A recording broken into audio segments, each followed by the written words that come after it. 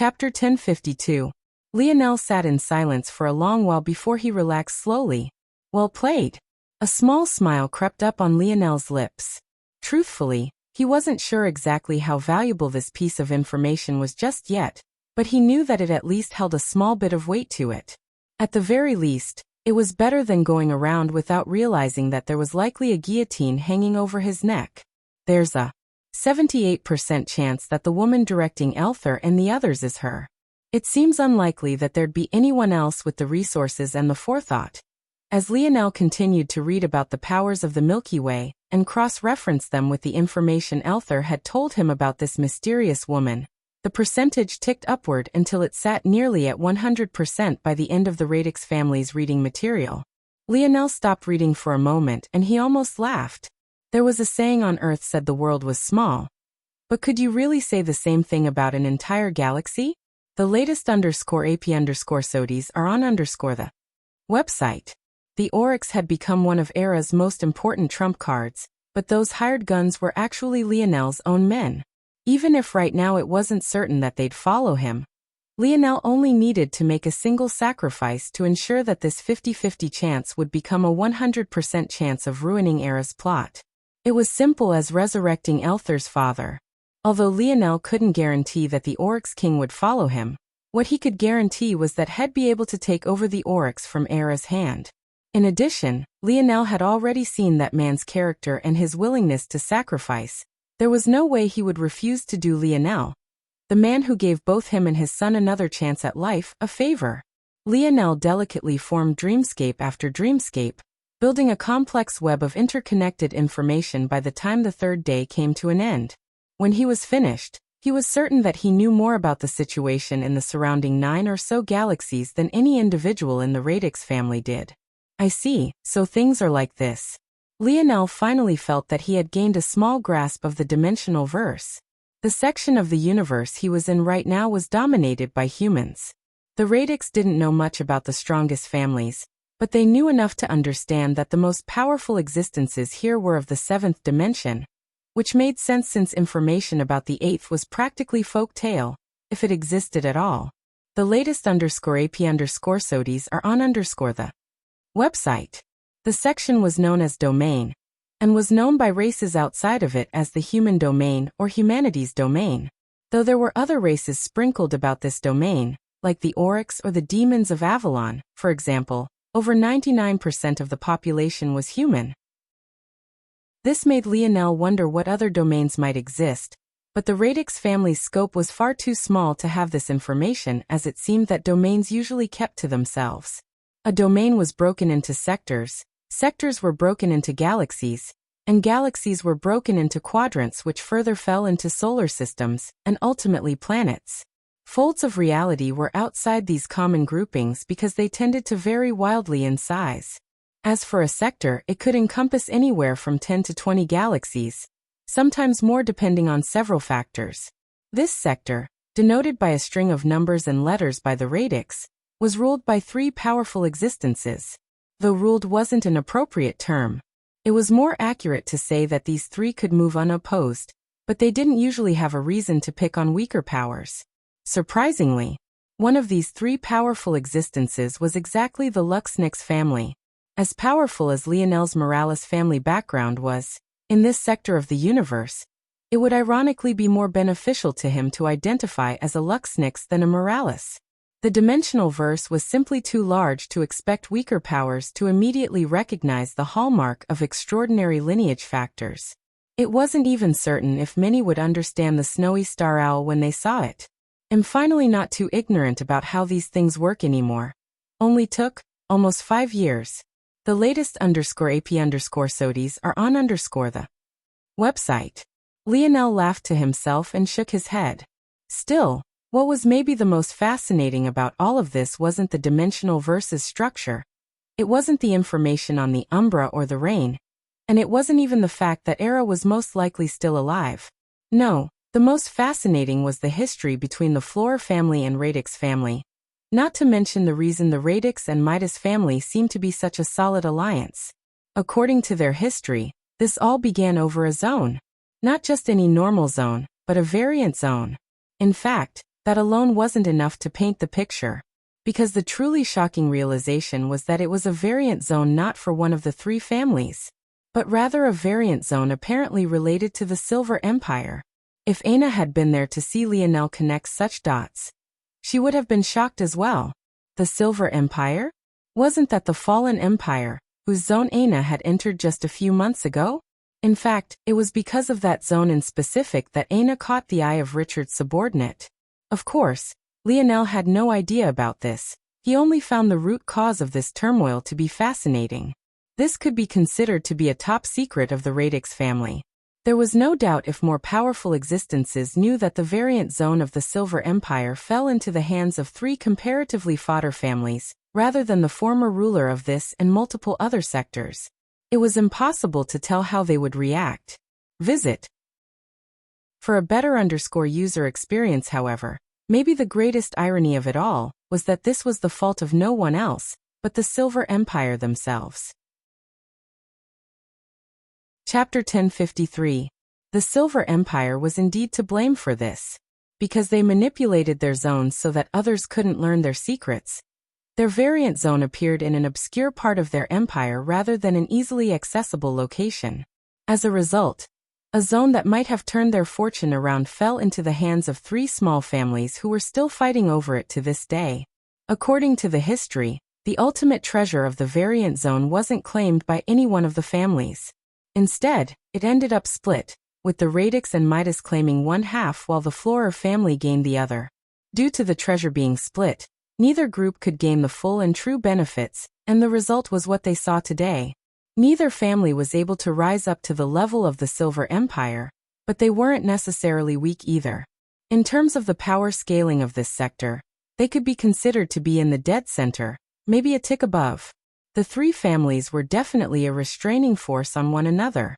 If not for this, they would likely only be second to the Luxnix family and its two counterparts. But it was because they knew this that their greed for the entire inheritance was so fierce, resulting in all three parties suffering. As for why the Midas and Radix families came together, it was because they shared a half. Only by being together could they resist the Florer family.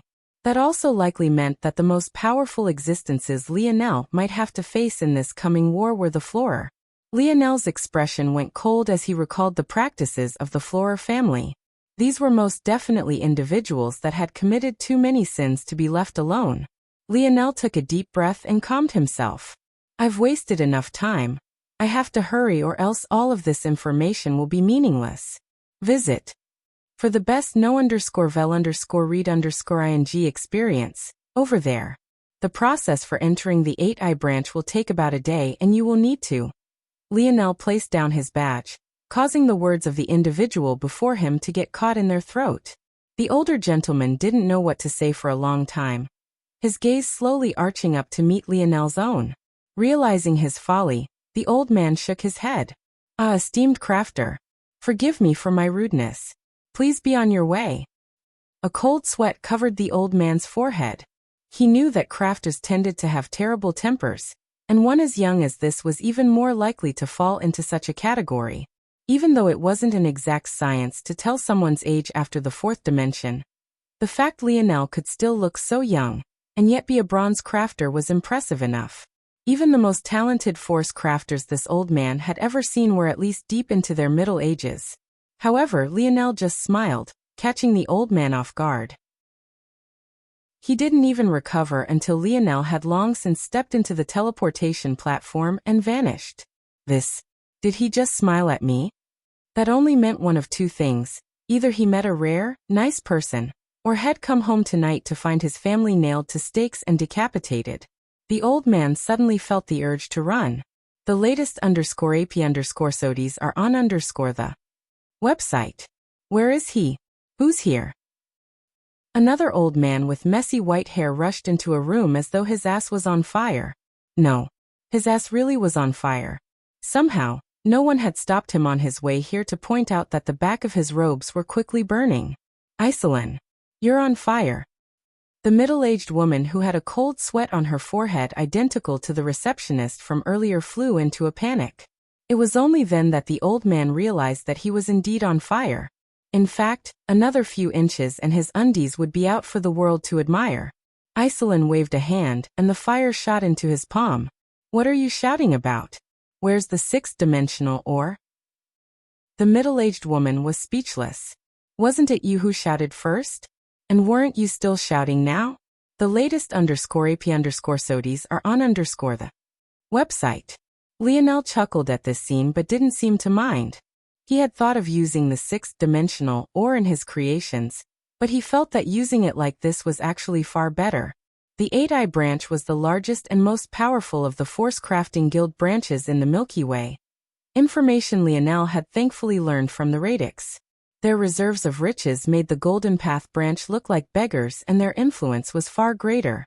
They were almost like a mini main branch of this galaxy, and actually had tier 8 and 9 bronze crafters.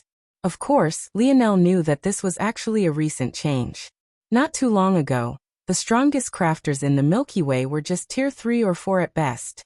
But a slight shift began to occur as the main Force Crafting branch began to send over stronger experts bit by bit. Obviously, this was all for the sake of taking part in Earth's fold of reality. The waters of the Milky Way were far deeper than Lionel had ever known. It really put into perspective how naive he was thinking that he could take it over in a few years. This aside, this made the 8-eye branch perfect for Lionel to target. So long as they made such a transaction with him, they would be biased toward Lionel to an extreme.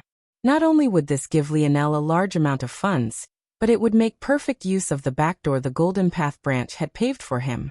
With Lionel befriending the 8-eye branch with his ores and crafts, it would make it almost impossible for Shield Cross stars to continue to target him freely, and would give him some added freedom.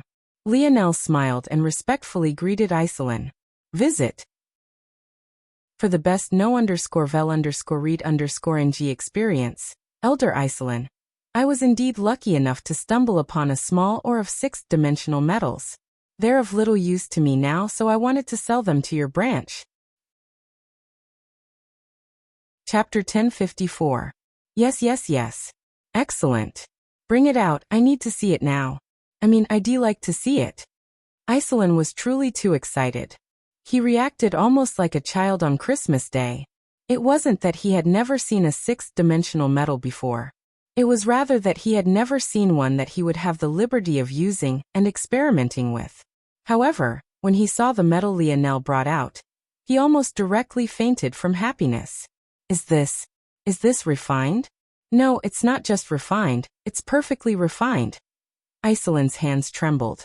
He had expected to be given a sixth-dimensional or rife with impurities. Usually the higher the dimension, the more difficult it was to deal with such things.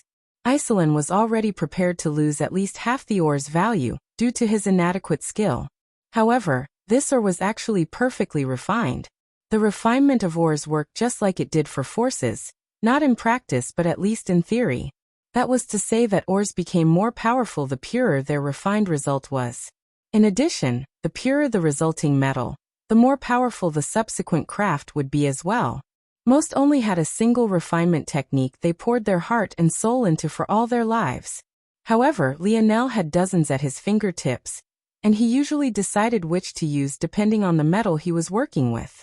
It could be said that this first step of crafting was among the absolute most important. Visit.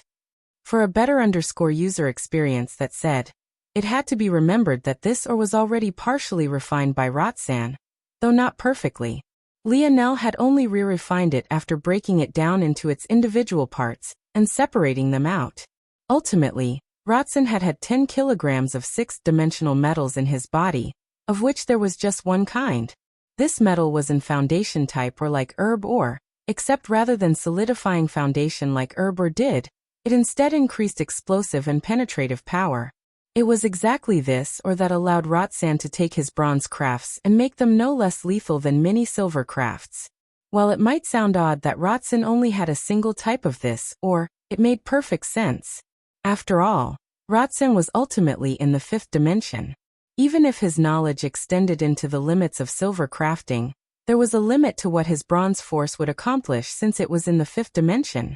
Roxanne focusing on a single, optimal, or that could guarantee him a huge boost in strength was definitely the smartest decision. And it was a decision that also benefited Lionel greatly. This ore was known as shearing Oregon.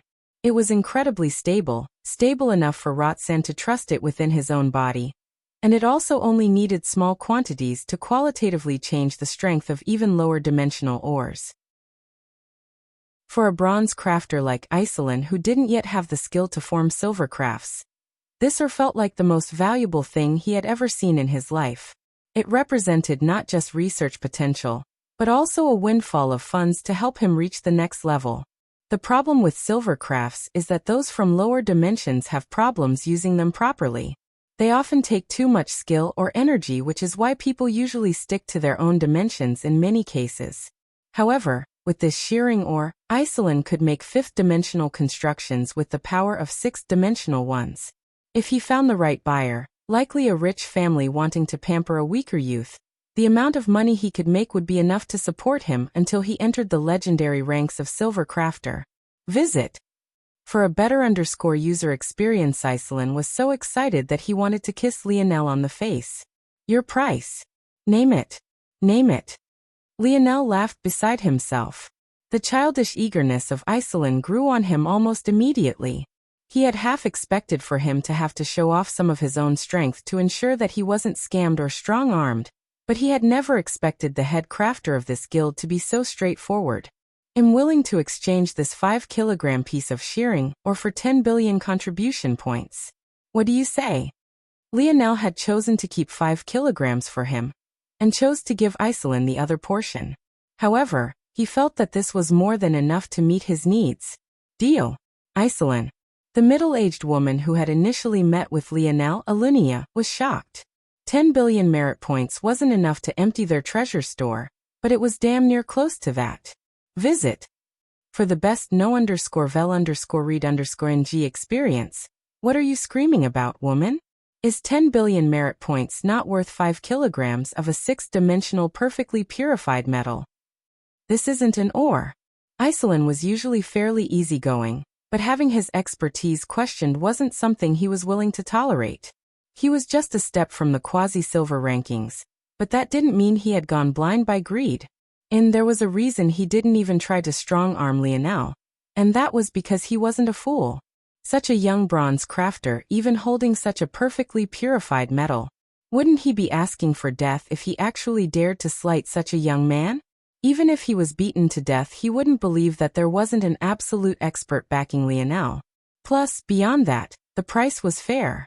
Usually, no matter the proposed exchange rate, no one would ever trade in a 6-dimensional metal for any number of 5th-dimensional ones. But Lionel's ask for merit points, knowing full well there weren't 6th-dimensional force metal or herbs here, was essentially doing exactly that. If anything, he was the one taking advantage of Lionel right now.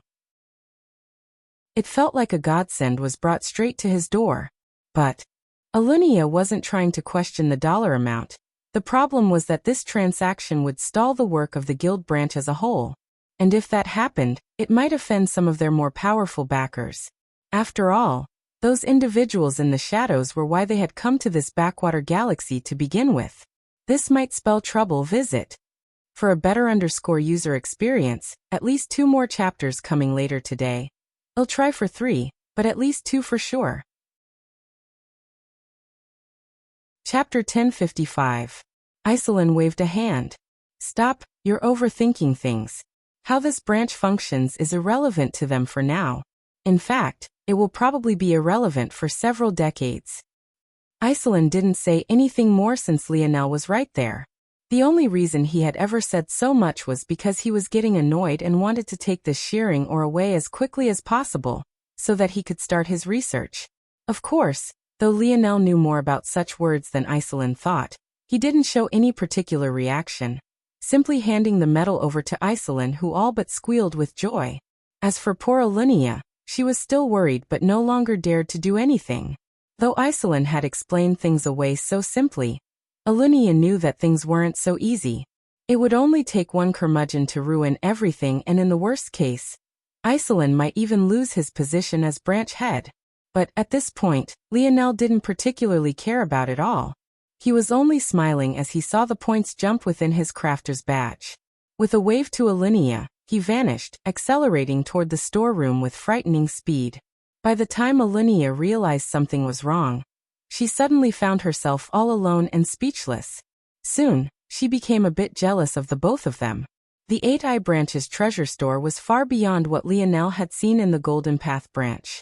The storehouse alone was at least a kilometer long, and about 200 meters wide, though there was a large glass dome above that must have gone at least 50 meters upward. The shelves themselves weren't necessarily so tall. Each row of shelves only had 3 racks. The lowest rack was at eye level, and the spacers between the racks were at least 2 to 3 meters. The organization of it all was immaculate, and the storage was even better.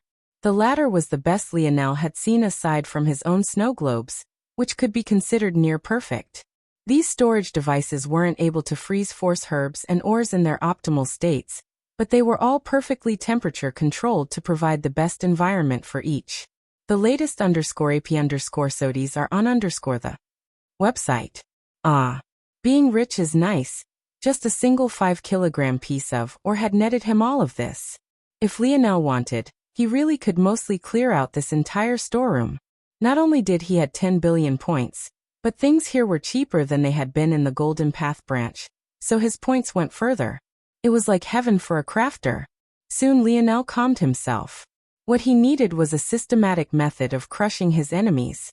He couldn't get lost in the fascination of all of these ores and forget the task at hand.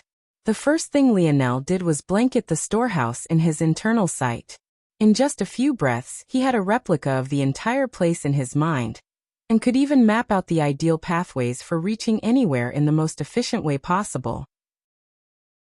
Alright, good. The Umbra family. Great darkness affinity, the root of which is beast blood, not much unlike the Luxnix family and the Snowy Star Owl. The root of their strength is the shadow-tailed fox, and their strongest abilities are their concealment, and unlike other assassin-like families, they have great power output through the use of their tails. Aside from this, they have an immunity to poison and very strong mental defenses. The Rain family. Great water affinity, known for their rain lineage factor, allowing them to gather small storm clouds above their heads and use the precipitation like needles. Their offensive output is lacking, but their area control abilities are frighteningly powerful, especially near high concentrations of water force. The Flora family. Lionel's dreamscape sparked and flashed, his mind spinning as he connected the ores around him to crafts he could make. Visit. For the best no_vel_read_ing experience. Despite the information that Lionel had, what was difficult to nail down was exactly how those families would react to him killing Roxanne. This meant that whatever crafts Lionel formed to counter them had to be mobile, and had to work in a variety of environments. Got it. Lionel flashed and vanished. Hours later, Alunia stood within the storehouse with a blank expression on her face. It was she who was responsible for organizing this storehouse, so seeing the state of it now, she felt as though a little piece of her had floated away. Of course, Lionel hadn't left a mess, but the room itself felt so empty now. Rows upon rows of open storage systems lay before her, leaving the aged crafter at a loss for words. Alunia released a deep sigh and walked away. She moved back toward the guild house, making her way to Isolin's quarters and walking in without saying a word. The old man was hunched over his crafter's workbench, the back of his robe still mostly burnt. Do you know who that kid was? Alunia said. HM? Why are you interrupting me? Isolin replied, visibly annoyed. Visit. For a better user experience, he was Lionel Morales. What does this mean to? Wait, what did you say? Lionel Morales. Isolin coughed awkwardly. Tier 4 fugitive, Lionel Morales? Yes. Isolin scratched his messy hair. Well, I guess tell Shield Cross Stars that I changed my mind. We can't help them. Alunia was speechless. Couldn't this be considered bribing? Where was his integrity? Right this moment, Lionel, who had left as quickly as possible just to avoid the possibility of being found out too early, was standing before the silver tablet. Of course, Lionel expected Isolin's reaction. After all, by the time he left, it was already too late for the 8-Eye Branch to do anything. They were effectively stuck with him now, everything going just as planned. Visit. For the best no_vel_read_ing experience that said, Lionel wasn't thinking about that right now. Instead, he had steeled himself and made a decision.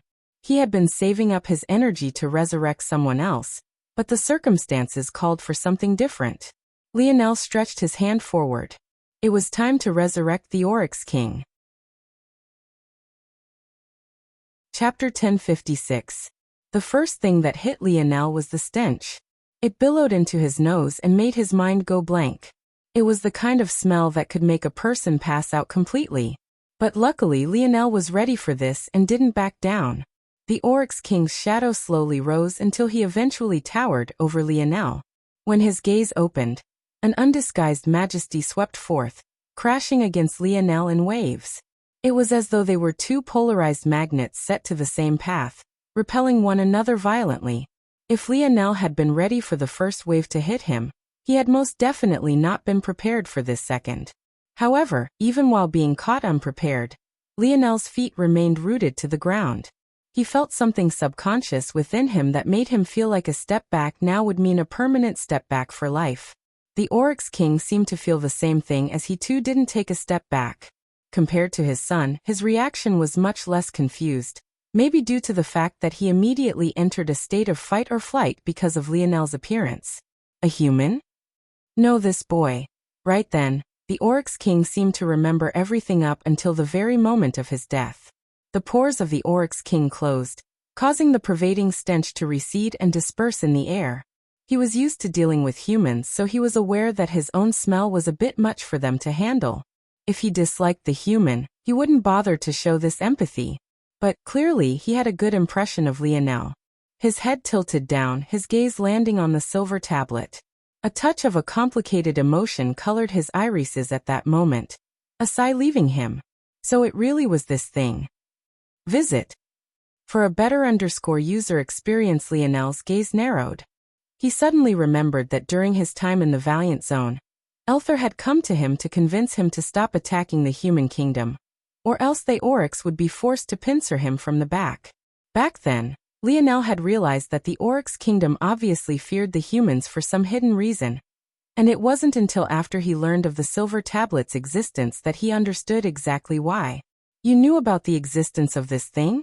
What else do you know about it? Lionel asked. The Oryx King's gaze turned dim for a moment, as though he was trying to recall exactly how he knew about the silver tablet.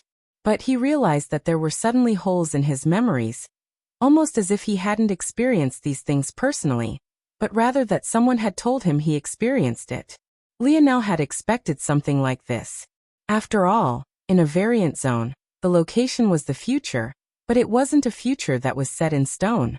Rather, it was a glimpse into the future that allowed those of the path a chance to grasp an opportunity. So the question was, if you entered a variant zone and are transported into the future, would the people you meet there have experienced time equivalent to the amount you had traveled for? It seemed like from the Oryx King's reaction that the answer was no. Maybe the people in the zone had been in limbo and had their memories given to them. This was a thought Lionel had had for a long time, but he found it difficult to accept. Wasn't this a person right in front of him, living and breathing just like he was? How could their existence feel so flimsy at the same time, then? How could life be so casually created? Entry into the Valiant Zone wasn't the first time Lionel had had such a thought. In fact, it all started with the Camelot Zone and how they too entered reality. It was all too difficult to accept. The latest _AP_SODIES are on the website. For someone who liked to understand exactly how everything worked, it was too much for Lionel to handle, so, like most things he couldn't handle, he ignored it. Right now, he couldn't afford to have an existential crisis. The Oryx King shook his head again. All I know about this tablet is that it is a taboo. A great taboo. It shouldn't exist, and I would advise that you use it as sparingly as possible. Though the Oryx King said this, he felt that it would be better if Lionel didn't use it at all. However, he knew that with such temptation before him, it would be impossible to have him agree with this.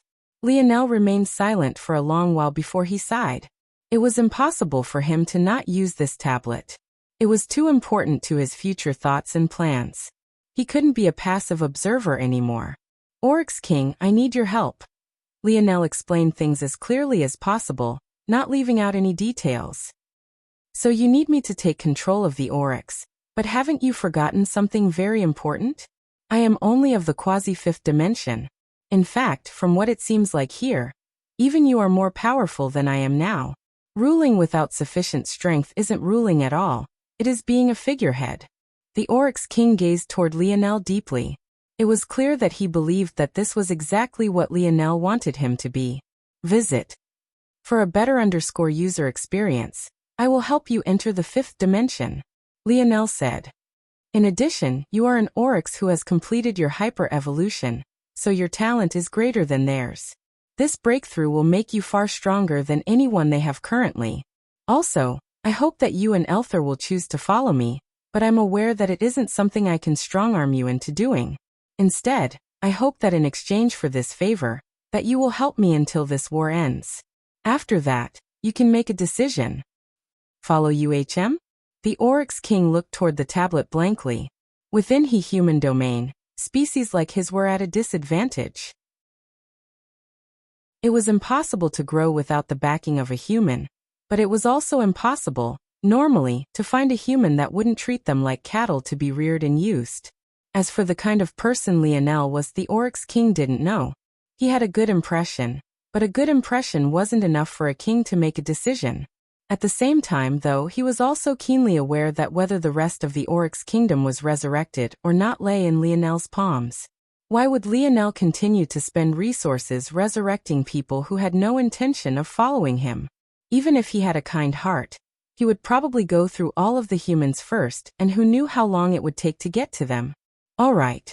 I will help you with this war. As for what happens afterward, time will tell. The Oryx King slammed a fist into his chest, causing his ribcage to reverberate like a drum. The latest _AP_SODIES are on the website. Hours later, Lionel was streaking through the skies once more, this time headed back toward Earth X1 at full tilt.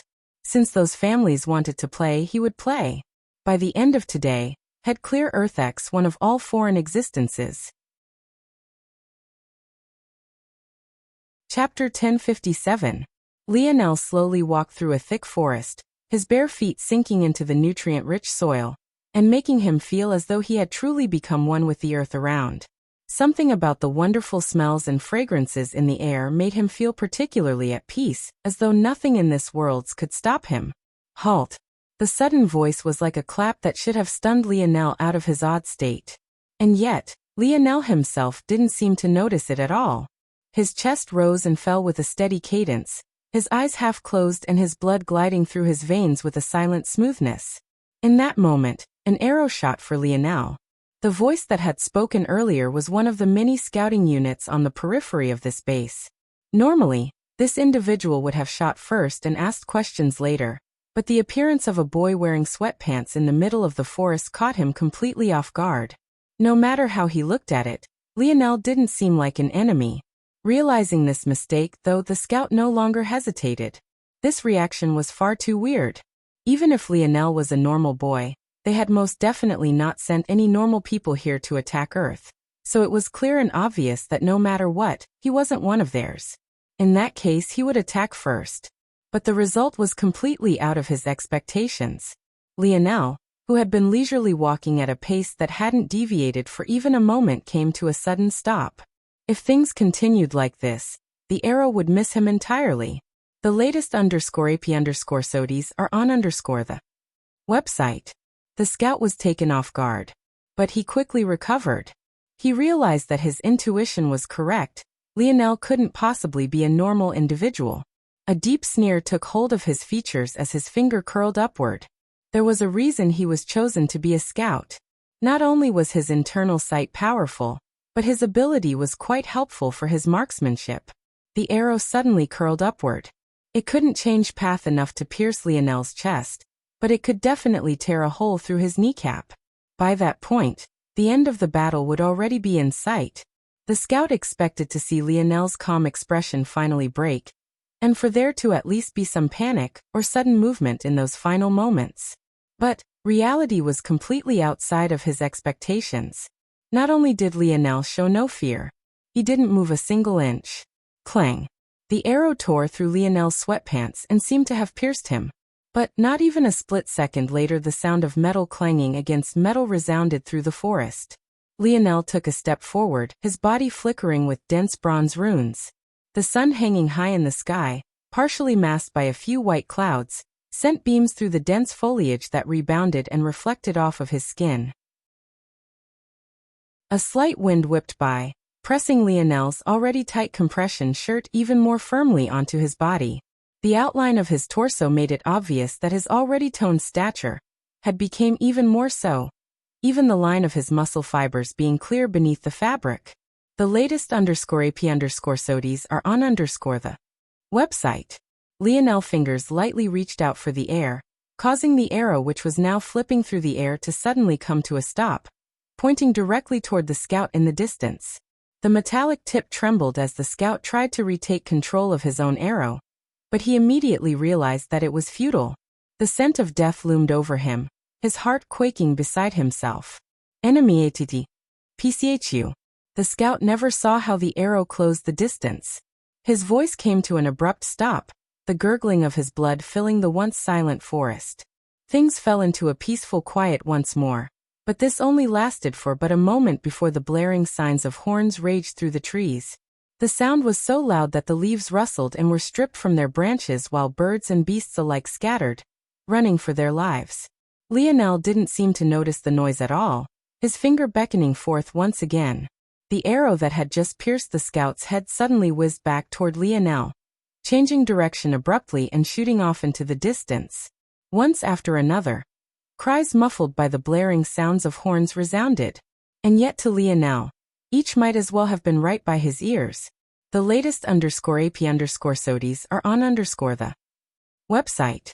Right this moment, all around Earth X1, battles had erupted. Despite having taken control of the two most strategic points on the planet, Lionel didn't choose to stay back on the defensive. Instead, he chose to raise an all-out assault, one that would sweep through the planet completely. Arthur had been charged with wiping out the Umbra. With his light elemental affinity and the Camelot troops to his back, he was the best suited to dealing with them quickly and efficiently. Mordred was tasked with taking out the Rain family.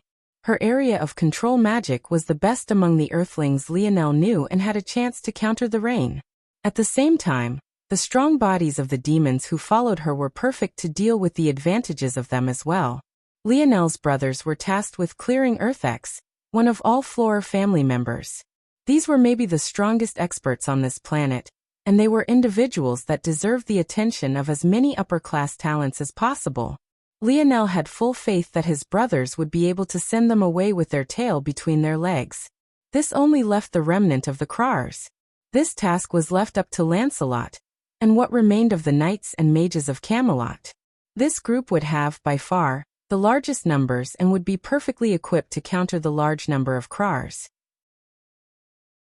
By now, it was obvious that this still left one more group. In fact, it was a group of two families, the Radix and the Midas. As for that, wasn't that why Lionel was here? One with metal affinity, the other with fire affinity.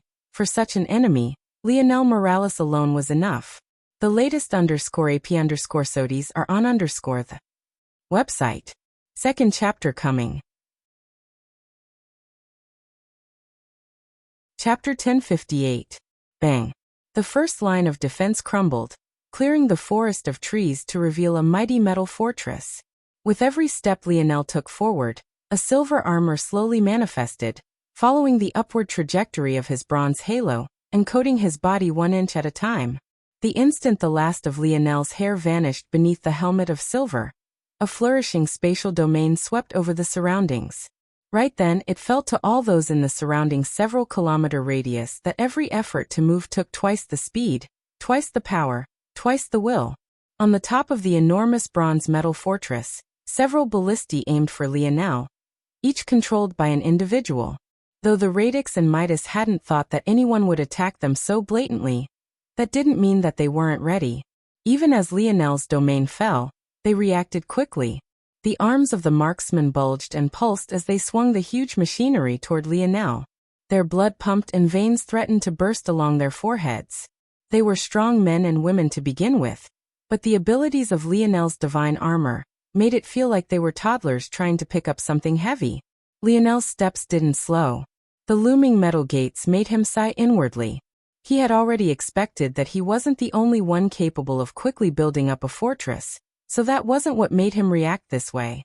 These individuals came from their worlds to claim a piece of earth for themselves. In doing so, the first thing they did was destroy the land. The latest _AP_SODIES are on the website. Lionel could tell at a single glance what had happened. They had dug out the soil for more than 100 meters, destroying nutrients that had taken thousands of years to build up. They filled that hole with all sorts of metals and stone to build the foundation of their behemoth-like fortress. They shredded the trees, chased away the animals, and completely upturned the balance of the nature.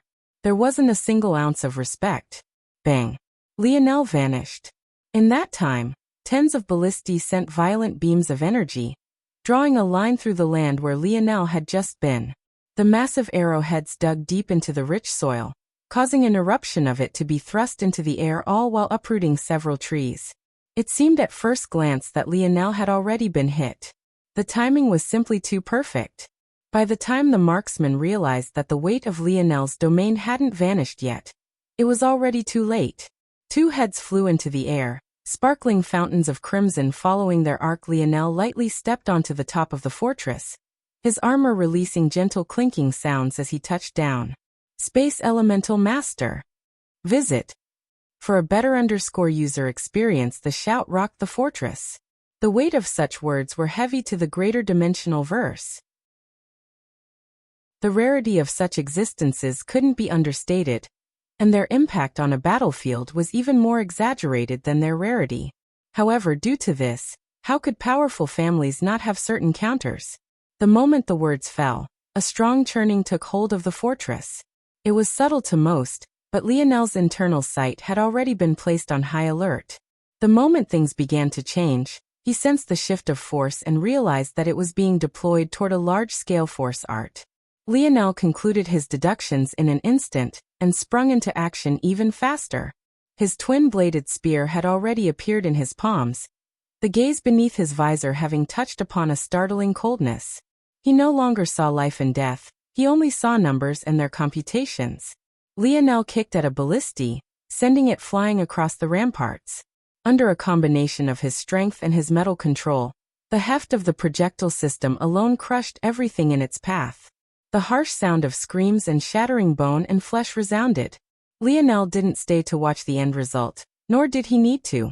With his internal sight, everything was under his control. His spear whipped outward, slicing a door that led down into the fortress. Judging by the reaction of the force, this is definitely a spatial type array. The formation should cover the entire fort and disrupt spatial force. It will make it difficult to have controlled teleportation, and will distort my domain. There's about 37 seconds left until the force art is fully deployed. Lionel completed his calculations in the time it took him to step through the door. His spear swept forward without regard for the low ceilings and the narrow walls. The blade was so sharp that one would have thought that Lionel was out in the open. The latest _AP_SODIES are on the website. With every head that flew and body part that was severed, another deep gash appeared on the thick metal walls.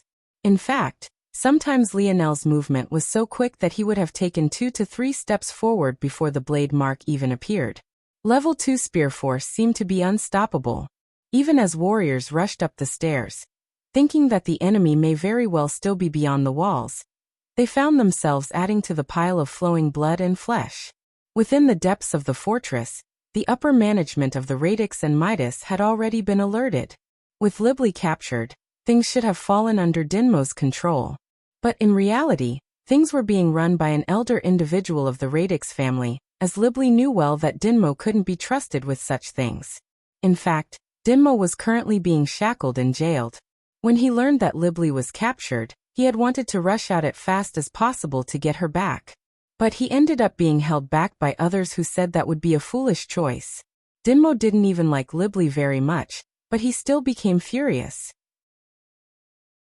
Just yesterday, he lost his temper completely as he was tired of waiting, but that also just so happened to be the day the Radix and Midas had sent someone to inform them about the plans for the coming weeks. As for who that person was, Lionel would recognize him very well. After all, just 3 days ago, Lionel had almost killed him within a teleportation formation. Sir Daikon. The fortress. The latest _AP_SODIES are on the website. Daikon held up a hand, his gaze filled with bloody murder. I know. Hurry up and release Dinmo. He'll finally have someone to vent on. Chapter 1059. 34 seconds. Lionel's steps didn't pause nor did they slow. Beneath his spatial domain, the enemies he came across didn't stand a single chance. With many of the numbers that made up the Radix and Midas being lower fifth-dimensional existences, all it took to cut them down was a single swing of his spear. Lionel reached the bottom of the steps. His foot kicked outward, a warp in space following his actions. His control had gotten so smooth that whether it was stacking space or splitting it could be done as easy as breathing. Bang! The heavy metal door, weighing at least a ton, went flying from its hinges, the center where Lionel's foot contacted crumpling up like aluminum foil. A line of warriors on the opposite end found themselves in a splatter of their own blood. Their vision going black and their lives fading before they even registered what had happened. The moment Lionel stepped out, a rain of projectiles shot for him. But his expression didn't so much as flicker beneath his visor. In the blink of an eye, the space around Lionel stacked and folded upon each other. One after another, the projectiles flew by his arms, legs and head, drilling holes into the metal frame to his back. At just a single glance, it looked like the marksman had tried to lance a fish through the water, but the image distorted, causing them to miss completely. Clearly, Lionel had expected exactly this much and took another step forward. Visit. For the best no_vel_read_ng experience, the opening beneath the stairs to the ramparts was an open space to yet another gate further ahead. If Lionel wanted to shut down the large-scale force art before it activated, he would have to cross through this second gate. However, the space had distorted too greatly for him to trust leaping toward that location already. In addition, Lionel could tell that there were several hidden force arts baked into the thick metal walls that would make his attempt impossible. Lionel's spear spun, its body separating into 3 pieces connected by chains. With deft control, Lionel manipulated the length of these chains. It felt as though the entire field was filled with Lionel's spear force. Every time it cut across the air, a light of white was left like a cyclone of blades and wind. With every spin, another head flew into the air. The cold calculating light in Lionel's gaze becoming the arbiter of the Reaper. Clink. Lionel's spear snapped close, the light sounds of his footsteps reverberating through the blaring sounds of warning as he stepped toward the second gate. His body flashed, his singular stride crossing dozens of meters as he reached a hand toward the metal doors that appeared much more like the gate to a vault than a fortress. As though it was a cue, it was only after he did so that the headless corpses of the warriors that had come to stop him slowly fell to the ground from their feet, the dull plopping noises playing like a horrific symphony. Lionel closed his eyes. The effort it would take to slice this vault door apart was too much, and he had to be mindful of his stamina. However, brute force wasn't the only thing he had available to him. It took just a moment for Lionel's gaze to snap open. Little Tolly. Visit. For a better user experience, Lionel hardly needed to think a thing. The tacit understanding between himself and his metal spirit had reached an unconscious level. No matter how majestic these doors seemed, what were they in the face of Tolliver? Bang! The vault doors broke beneath a single punch, fissuring at odd angles and collapsing before Lionel one step at a time. The warriors on the other side could only watch on in horror as metal doors dozens of meters crumbled. Many of them had their radix armors on, ready for battle, while another half had blazing tornadoes of fire around themselves. They had all been prepared to whittle Lionel down, and in the case he made it so far, take him down. But the ultimate result was completely out of their expectations. It hadn't even been 10 seconds since the warning blares begun, but he was already here. The glistening light of Lionel's silver armor sparkled beneath the falling shards of metal. Even amidst all the destruction, he remained the center of attention. As the last of the vault doors collapsed, Lionel took another step forward, the might of his spatial domain suddenly becoming exceedingly heavy. If they had experienced a light pressure before, they were now feeling the full brunt, even to the point they found it difficult even to lift up their arms. Four Seasons Realm. A violent pillar of universal force shot down from the skies, crashing down to Lionel in waves. It spun about, fusing with Lionel's king's might, and causing the warriors before him to tremble in fear. Summer. Radiant Core. Visit. For the best no_vel_read_ng experience, a delicate orb of silver red appeared above Lionel. The oppressive heat shrouded the large opening, causing even the metallic walls to begin to slowly melt. Fall. A slow death. In the surroundings, gently falling fall leaves formed, dancing about in the wind. They seemed to be formed of delicately sculpted flames, and yet they looked so real and tangible at the same time. Some were a pale gold color, others were a deep red, and the remainder were pale silver. Winter. Withering snowfall. The skies darkened as ash began to fall from the clouds above. Upon closer inspection, this ash seemed to be snow, but it reverberated with the deep scent of death. The gray flakes filled all those who saw it with fear, making one believe that their very lives were withering right before them. Spring. Golden drops. A dichotomy of gray and gold began to play. One was the slow-falling clouds of ash, while the other was the much heavier droplets of golden rain. They pelted against the ground, balancing slow and fast, bright and dark, death and life. It was the perfect duality. SHUU. Visit. For the best no_vel_read_ng experience, Lionel vanished. Chapter 1060. The warriors immediately understood what they were seeing. There were a few of them who had mastered one or two facets of the Four Seasons realm, but a complete cycle was something rarely seen. It was enough to make them stunned for just a moment.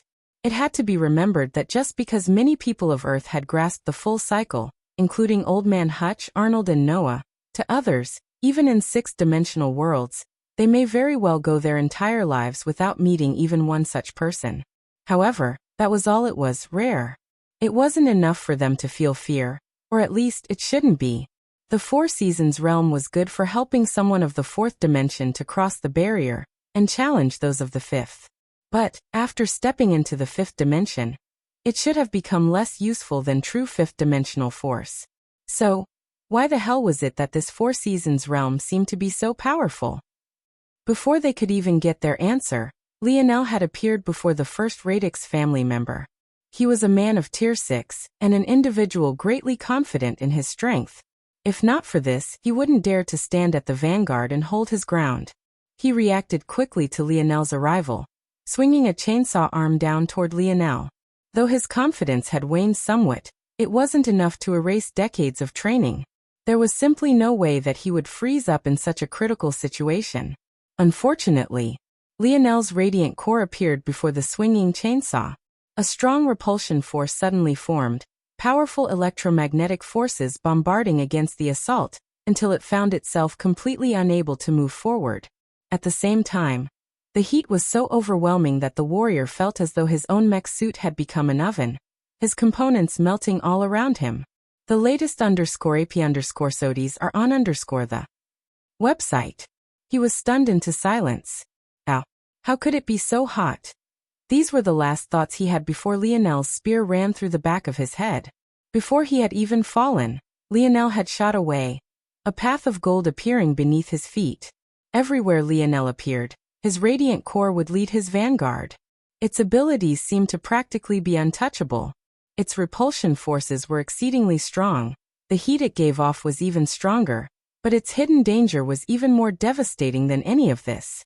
It wasn't just fire force. It seemed to carry the effects of radiation. When it wasn't touching you, its existence was oppressive enough. However, the moment it did touch you, it felt like you would crumble long before you even began to melt. This was the power of radiant fire force. It was as though Lionel had the power of a nuke at the beck and call of his blade. One could only imagine what would happen if he ever allowed it to explode. The roars of the Midas family members billowed forth. The massacre of the Radix was so completely one-sided that they realized it was impossible to stay idle any longer, and many charged forth completely disregarding the consequences. However, Lionel's movements didn't slow in the slightest. The latest _AP_SODIES are on the website. Everywhere he appeared, he effectively cut off the charge of the Midas. It was clear that they hadn't been able to get into proper formation before Lionel appeared, or else they wouldn't have been so helpless. The Radix fell one after another, Lionel's clever footsteps using their half-collapsed corpses like shields as he shot through the battlefield. At that moment, a Tier 7 existence of the Midas furiously roared. It was clear that the Radix relied too much on their suits of armor to fight Lionel. The combination of Lionel's fire affinity and variant earth affinity was too much for them to handle. If they wanted to even out this battle again, they would have to be far cruder. Without regard for his comrades, the Midas warrior burst through, knocking several members of the Radix completely out of the way. He made a straight line for Lionel, his body billowing with flames and sulfur.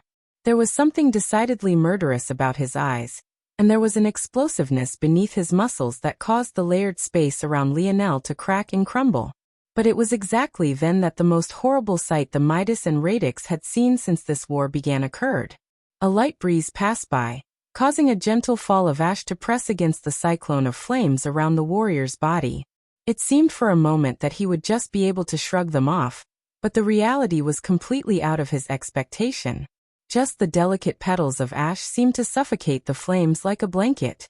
By the warrior's third step, his skin of fire had vanished, leaving him completely exposed and allowing his face of shock to be clear for the world to see. The latest _AP_SODIES are on the website. However, before he could react to just what had happened, a droplet of gold fell onto his skin. The warrior was shocked by the heaviness, but other than this, there wasn't anything special about it. His body was far too powerful to worry about such a small, meaningless attack. Even though it left holes in the metal, he was far sturdier than that. But then a second fell, then a third, then a fourth. Very quickly, it became obvious that the golden droplets weren't harming him, but were rather spreading along his skin. The man was slowly becoming a golden sculpture, and his movements became more languid and labored. His every step became heavy and his knees buckled beneath his weight. His jaw popped with veins as he stretched for Lionel, but it was all meaningless as the last droplet fell, covering his face completely. At that moment, the fluttering fall leaves fell upon the man's body. Soon, he became like a collage of tree leaves, covered by an assortment of pale colors. Others rushed to try to save the man, but reality was cruel. The moment a second Midas touched him, the man crumbled, his body falling into a pile of ash. Visit. For a better user experience, the beautiful fall leaves fluttered away, painting a gorgeous scenery. No one could ever guess the horror hidden within them just from this image alone. Chapter 1061.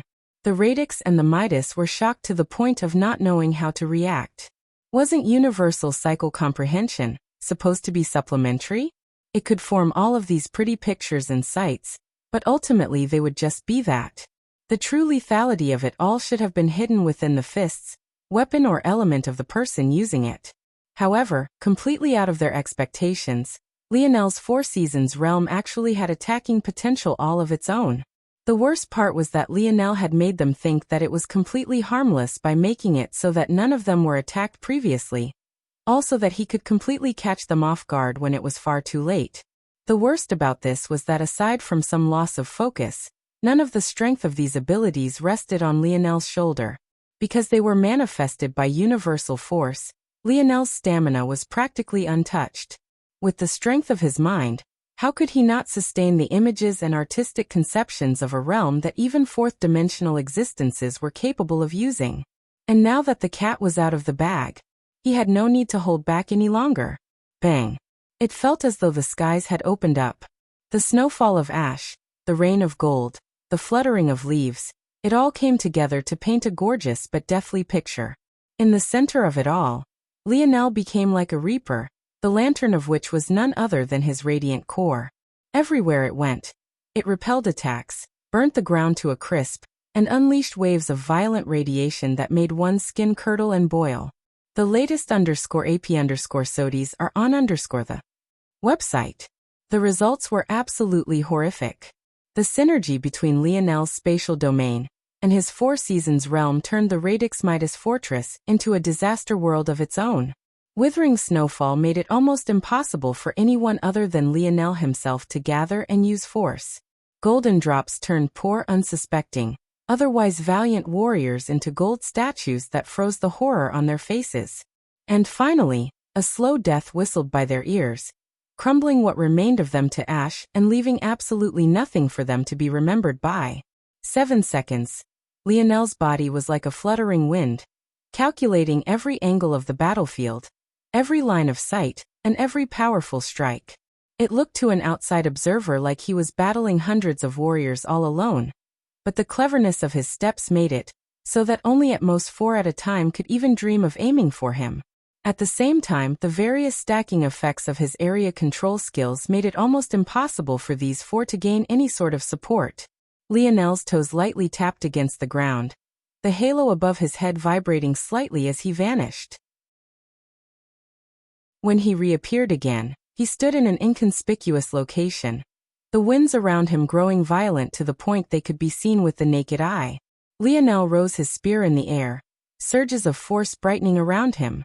Tangible spear force that somehow appeared to be both real and unreal manifested, tornadoing around Lionel like numerous blade arms. Right at that moment, the reinforcements surged into the loading region. The latest _AP_SODIES are on the website. The truth about this location was that it was where the Radix and Midas brought in all their supplies. It was a region designed for heavy machinery to be moved around constantly as the fort was reinforced and strengthened. It was clear that this place wasn't quite designed for battle, but it wasn't vulnerable to it either. Though enemies were never meant to make it past the second gate, that didn't mean they weren't ready for the worst-case scenario. This was exactly why the design of the Radix was so clever. In this sort of large region, littered with heavy machinery to the sides, and with walls blanketed with thick silvery metals, one would never expect to find the core of this fort's formations here either. The others had likely believed that Lionel would rush off to the core of the base, hurrying toward their decoy. They didn't believe that anyone could deduce the true location of the formation even with time, let alone in the less than minute it had been since Lionel entered this place. Unfortunately, reality was cruel. Daikon, who had just followed Dinmo in to watch as they forced Lionel toward a slow and agonizing death, suddenly froze. Stop him. It was far too late for that. Bang. The latest _AP_SODIES are on the website. Lionel's radiant core crashed toward the thick metal ground first. It hovered between the metal and Lionel's spear, violent swirls of spear force suddenly beginning to spin around it faster and faster. It seemed on the surface that the most powerful ability of Lionel's radiant core was its radiation. But Lionel was of a vastly different opinion. When one thought of a planet, what was its most powerful force? Lionel didn't feel comfortable taking little Tali out in such a large-scale battle. He had already almost gotten his partner hurt being too reckless back on planet Solara, and he had no intention of making the same mistake again. So he would just have to show these people his most powerful attack in this state. The radiant core took hold of Lionel's force, bending it into a violent orbit. It all happened in the blink of an eye. In one moment Lionel had pierced downward. In the next, a vortex of force tore through the ground like a diamond drill bit, ripping the thick metal apart, as though it was nothing more than thin sheets of paper. Lionel had hardly dug a meter deep before the radiation of the radiant core took hold, vaporizing the force art hidden below, and causing the accumulating force to disperse. With a light breath, Lionel retracted his spear, his back straight and a deep hole of black before him. The fortress quaked beneath his strike, even as his silver armor glistened beneath the silver-red hues of his miniature star. Visit for a better user experience. Chapter 1062. For a moment, Lionel's slow and deliberate breaths became the only sound in the loading lobby. That attack just now was simply too shocking. They all felt that if they entered even the general vicinity of it, they would have been torn to shreds. At this point, they could only be happy that the radiant core was only the size of a palm. If it was any larger and retained the ability to send force, especially sharp level 2 force, into a wild spin like that, there was no telling the kind of devastation that Lionel could cause. As for Daikon and the members of the Radix family, their level of shock was even beyond the Midas. If it was the other regions of the fort, they might still be able to accept it. However, beneath the thick metal flooring, there was a highly compressed fifth-dimensional metal, processed via a special technique. The result was a metal alloy only marginally weaker than true sixth-dimensional metals. Though Daikon had roared out to stop Lionel, that was only meant to be a diversion tactic. He had, in fact, wanted Lionel to go all out. In the worst case for Lionel, he would end up killing himself. Even in the best case, his weapon should have been shattered and he should have suffered some terrible backlash. By then, the battle would be over. Of course, in the latter case, Daikon had no idea just how many quasi-silver spears Lionel had in his possession. However, the result was completely unlike anything Daikon had guessed, and he couldn't wrap his head around why. Even though that attack was powerful, it shouldn't be sixth-dimension powerful. Just what was going on? Earth affinity? Daikon was formulating a thought in his mind, but, unfortunately for him, he wouldn't have the breathing room to finish it. The latest _AP_SODIES are on the website. Lionel took one final breath, his wrist turning slightly. A whirring sound manifested as the radiant core moved about his spear tip. Every time it shifted, a heat wave would spread and the smell of danger would linger in the air. Good. Now I can end this, Lionel said slightly. Daikon's facial expression twisted. The blatant disregard it took to send just a single person after another entire fort was already infuriating enough. But Lionel's remarks were even more unbearable. Before Daikon could do anything, though, Dinmo shot forward like a raging T-Rex. The clanging chains around his wrists and ankles had still yet to be removed. In fact, his feet were followed by bounding steel balls the size of his head, leaving deep craters in the metal ground as he rushed forward. In the blink of an eye, Dinmo had closed the distance and kicked out toward Lionel. The wind shattered and whistled beneath his might, the ball of steel following the arc of his kick. It was clear that he was completely enraged and recognized Lionel. While others were analyzing the situation, he didn't care to. Lionel watched on indifferently, his hand slowly reaching out. Valiant Seal. Visit. For the best no_vel_read_ng experience, 4 sturdy pillars of metal rose out from the ground. In fact, the root of these pillars were the very same near sixth-dimensional metals Daikon had been so confident in. From the moment Lionel had drilled through it, he had already begun to take control. By the time Dinmo attacked, he had already been circulating the force art for Valiant Seal for several seconds already. And by the time the attack landed, bang. I see, Lionel observed without a word as Dinmo's attack sent a few ripples through the sheet of dense spatial force. He seemed to have realized something at that moment. This was, indeed, a Space-Earth dual elemental force art. Lionel had leaned in far too much on the spatial element as it was the most prominent feature of the technique, but the truth was that both elements were equally important. Only then could the artistic conception be the most powerful.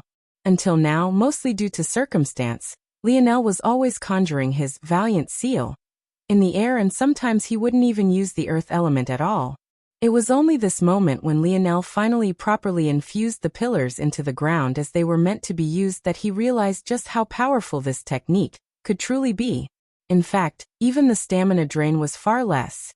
Lionel hadn't cast Valiant Seal until just now, despite how useful it was in large-scale battles, because he was worried about the fluctuations in space caused by the fort's force art.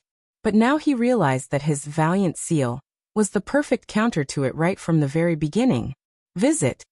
For the best no_vel_read_ng experience, Lionel took another light breath, his gaze freezing over once again. As he had already said, it was time to end this. It was a complete one-sided massacre. The combination of Lionel's Valiant Seal and his Four Seasons realm made his defenses near impenetrable, while making his offense potent to an extreme. Even when the Radix and Midas managed to coordinate their attacks well enough, it was all useless. Lionel was practically immune to fire, while the mech suits of the Radix were too easily crushed by him one after another. By the time the armies realized that the only chance they had against Lionel was to use their abilities rather than relying on their lineage factors, their numbers had dwindled too greatly. To make matters worse, because they were now using abilities their allies weren't used to, they hindered each other more than usual, ironically making it even easier for Lionel to pick them off one by one. The only expert above Tier 7 they had was Daikon himself. However, he soon realized firsthand how foolish it was to try to entrap Lionel in a metal box. The entire fortress became Lionel's weapon. He remained hidden within his valiant seal, indifferently watching as he pestered Daikon to death. When the latter was at the end of his rope and prepared to take things to an extreme, he found an arrow right between his brows. Too powerful. The latest _AP_SODIes are on the website. These were the last words he could say before his head imploded into a rain of blood and gore. Chapter 1063. Lionel took deep breaths, sweat falling down his brow. All around him, corpses lay, blood flowing along the reflective surface of the now distorted metal fort. Lionel could have never done such an outrageous thing if not for the golden-scaled koi fish. Even if his strength was enough, his stamina wouldn't be. Plus, with his 3 vital stars, his Bodhi's innate fortitude was beyond anything his enemies could have ever imagined. With a single more deep breath, Lionel's breathing slowed, steam slowly billowing out from the layers of his armor. There's more than a few who've escaped. Lionel looked off into the distance, and through the 2 now collapsed gates. He wasn't a fool, he knew that there'd be some stragglers.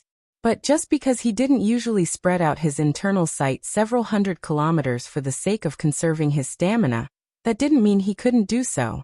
He was confident in dealing with those individuals very quickly. Visit.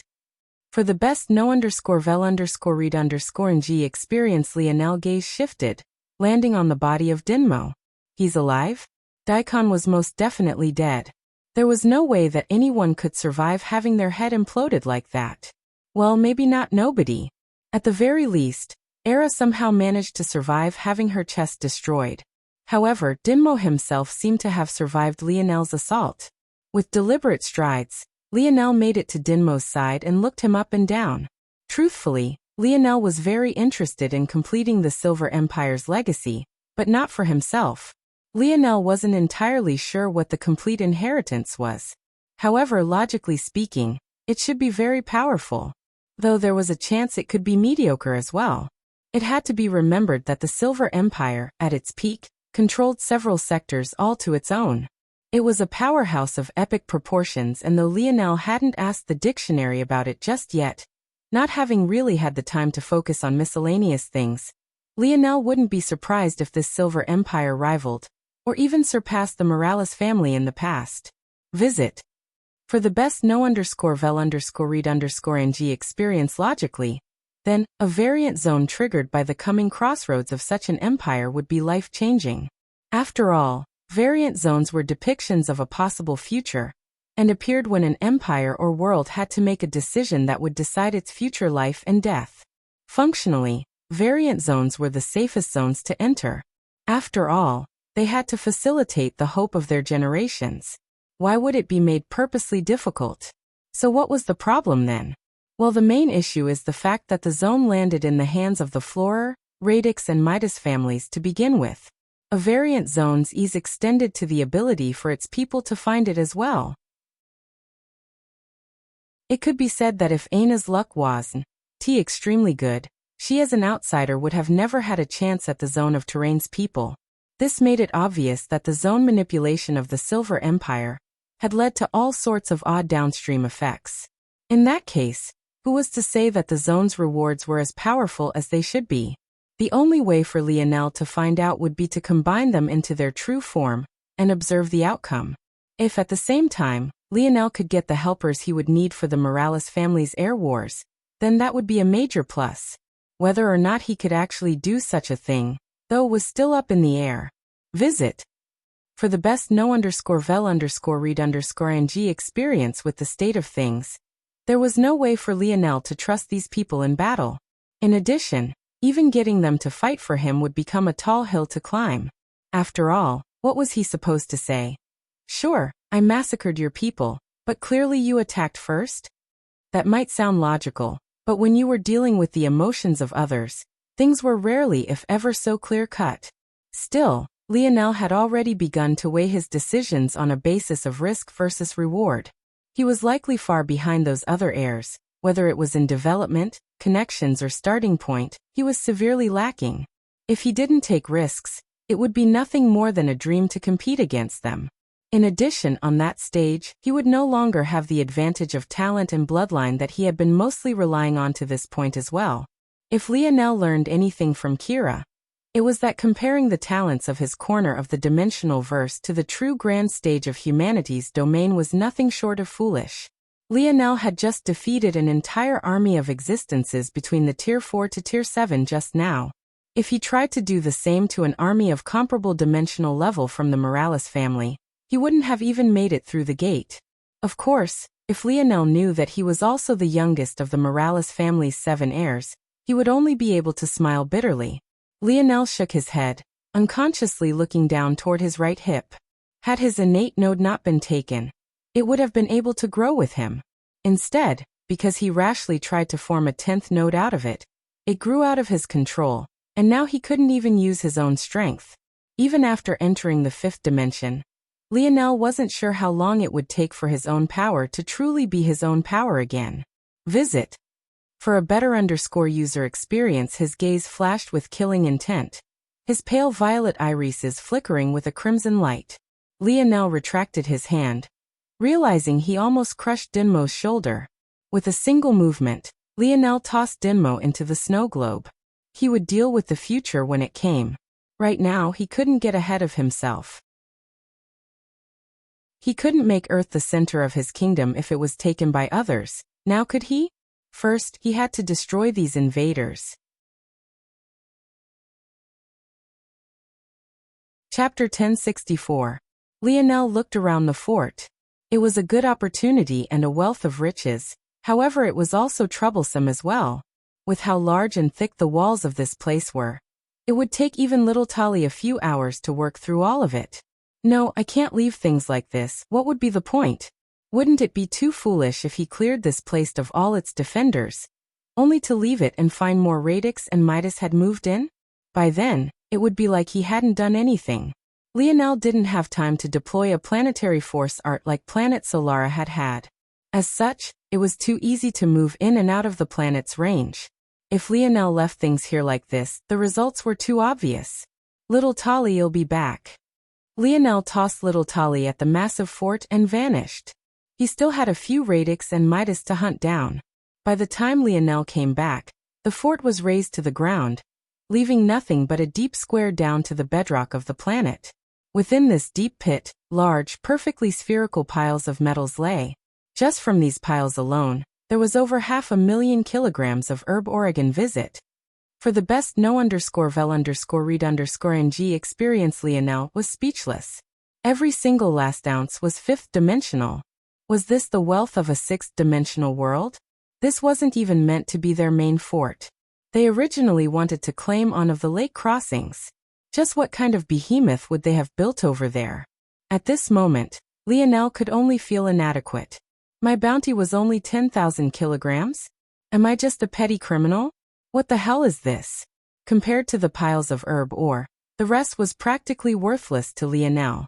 It suddenly forced him to realize that he was much too poor. If a mid-level 6th dimensional world was this wealthy, what about peak 6th dimensional ones? 7th dimensional ones?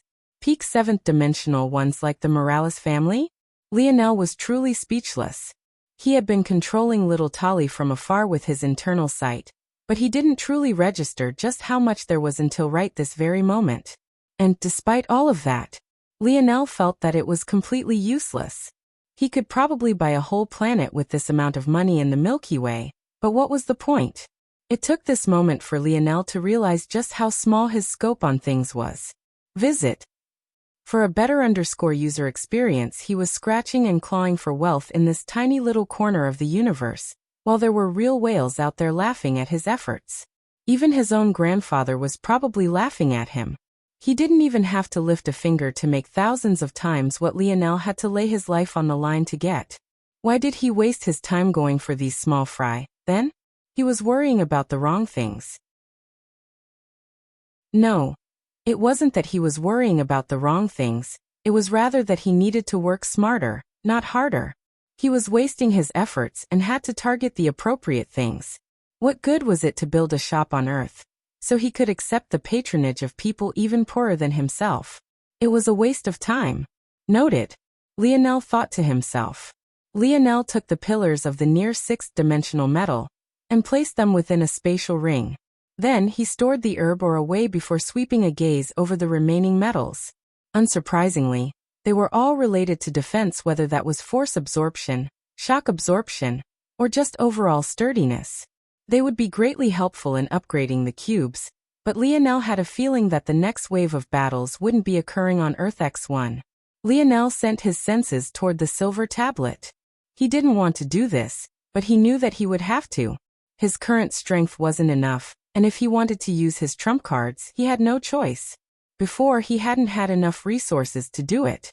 But after looting, exchanging his merit points at the 8-eye branch, he had reached his quota. It was time to push his metal body up to tier 9. Though it would make his subsequent uses of the silver tablet cost more energy, Lionel had once again decided that the trade-off was worth it.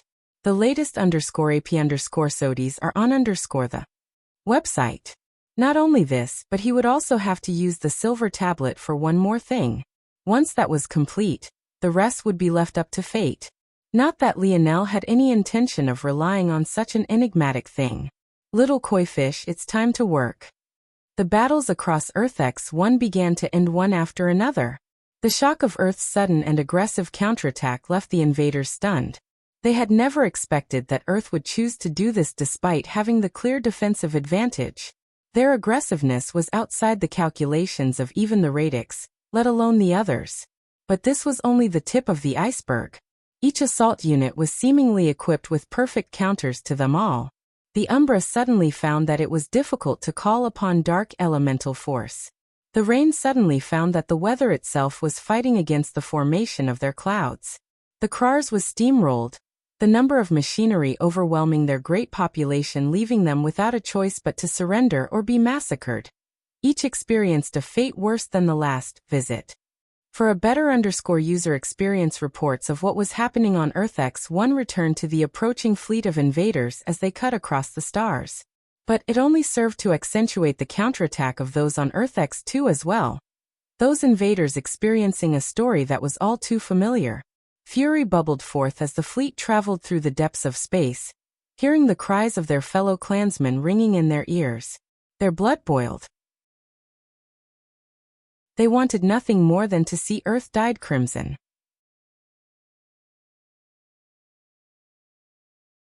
Chapter 1065. The three-pillar galaxy had entered a state of simmering. It felt as though they were all being slow-cooked in a large pot, their anxious emotions and feelings being squeezed out one step after another, all to be infused into a flavor-packed soup. The odd turn of events had resulted in a situation where the volatile undercurrents of the orbiting 3 planets had been calmed considerably. From one moment, it seemed like 2 powerhouses would erupt into a state of war. But in the next, each was suddenly on their best behavior, none of them daring to do anything to enrage the guests. At that moment, the Luxnix family was welcoming these very guests. All signs of battle, and the several corpses that had littered the property previously, had long since been cleared away. Beneath the sunlight, the family estate radiated a pure beauty that was difficult to match. Even the grass by the roadsides radiated a subtle golden color, as motes of light hovered about the air. Light force was condensed and plucked by hidden formations in a perpetual cycle. Not only did it take concepts of solar energy to an absolute extreme, it painted a gorgeous picture that was difficult for one to take their eyes off of. The clean air smelt like one was standing by a pure stream, the neutral but intoxicating scent sunk into the bones and made one feel like you were walking on clouds.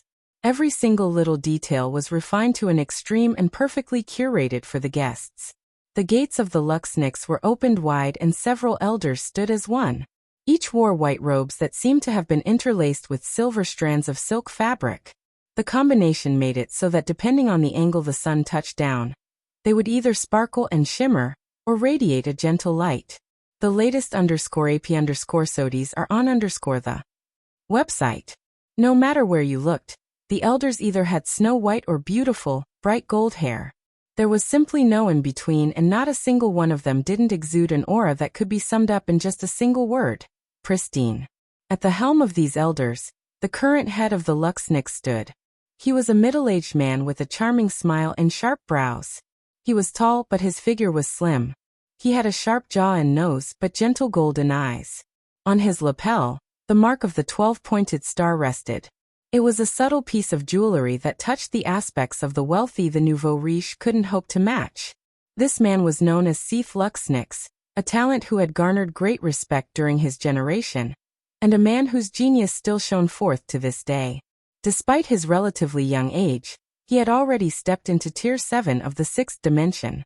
The higher one's dimension, the more exaggerated these small steps would become. It wasn't an exaggeration to say that the gap between Tier 6 and Tier 7, a large watershed between the middle and higher rankings of the 6th dimension, felt like a dimensional divide all to its own. Still, though Seth stood at the helm this day, he was nothing more than a figurehead. Standing by the gate in an inconspicuous manner, a group of 5 older individuals with hair of pristine white stood. In fact, their presence was hard to detect, and it was almost easy to forget their existence the moment you looked away, but they were most definitely there. These were individuals of the highest authority within the Luxnix family, a council that Seth would retire to when his time came. They were known as the Snowy Star Order. The latest _AP_SODIES are on the website. It might seem odd that these older individuals would stand to Seth's back in such a situation, as it might feel customary that the old would take the forward charge. But the truth of the matter was that this was the Luxnix family's way of saving face. This wasn't the first time they had gone through such a thing. In fact, it was only a few decades ago that these individuals had come to their sector for the very same purpose. The truth was that the individuals coming today could only be considered the younger generation of said organization. It was inappropriate for them as elders to be the forefront of the greeting, but they also wanted to ensure that nothing went wrong either. Considering what had happened last time, they refused to allow trouble to rear its ugly head again. This time, they would keep a tight rein on everything, even if they had to lurk in the corner. Right then, space trembled. It was just a slight fluctuation, but it was already enough for the elders to sharpen their gazes. They're here. The one who spoke was an older man with a rounded back.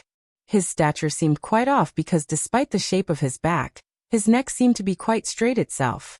It made it look like there was something hidden beneath his robes rather than his posture actually being so poor. Visit. For a better user experience, he was known as the Winged Star Order. Upon entering the Snowy Star Order, elders were granted their title. It was a reminder that their own identities no longer mattered, and their first and foremost duty was now to the family. Despite the Winged Star Order hardly holding his voice back, it seemed that the only ones who actually heard him were the few by his side. On cue, the space cracked and began to spin. A whirling portal of black and deep violets appeared. If a true spatial master had been present, they would have watched on in awe. Though it seemed simple enough, this was a true feat of long-distance teleportation. I wonder who they will send this time. The woman who spoke was known as the Sparking Star Order, and had a red, flickering flame on her forehead as though to remind others of this. Despite the innocence of her question, the atmosphere between the Snowy Star Order elders grew heavy immediately. It was clear that the answer to this question was of the utmost importance. Maybe the answer would be the most important thing to happen to the Luxnix since the last time this organization appeared. More chapters coming. I'm late, so I thought I'd at least upload them as I finish them so that you guys have something to read. Visit. For a better user experience. Chapter 1066. Light steps were heard from the other side of the whirling portal before two legs stepped out. Beneath the gazes of Seath and the rest of the Luxniks, two young men appeared.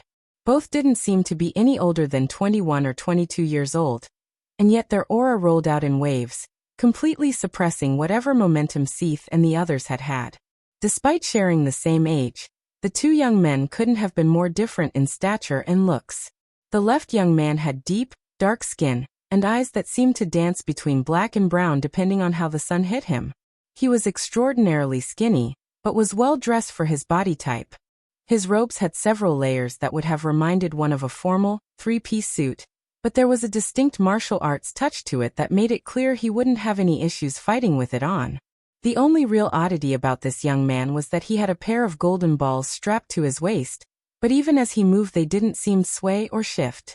It led to an odd cognitive dissonance that made one's brow furrow and one's head spin if you gazed at them for too long.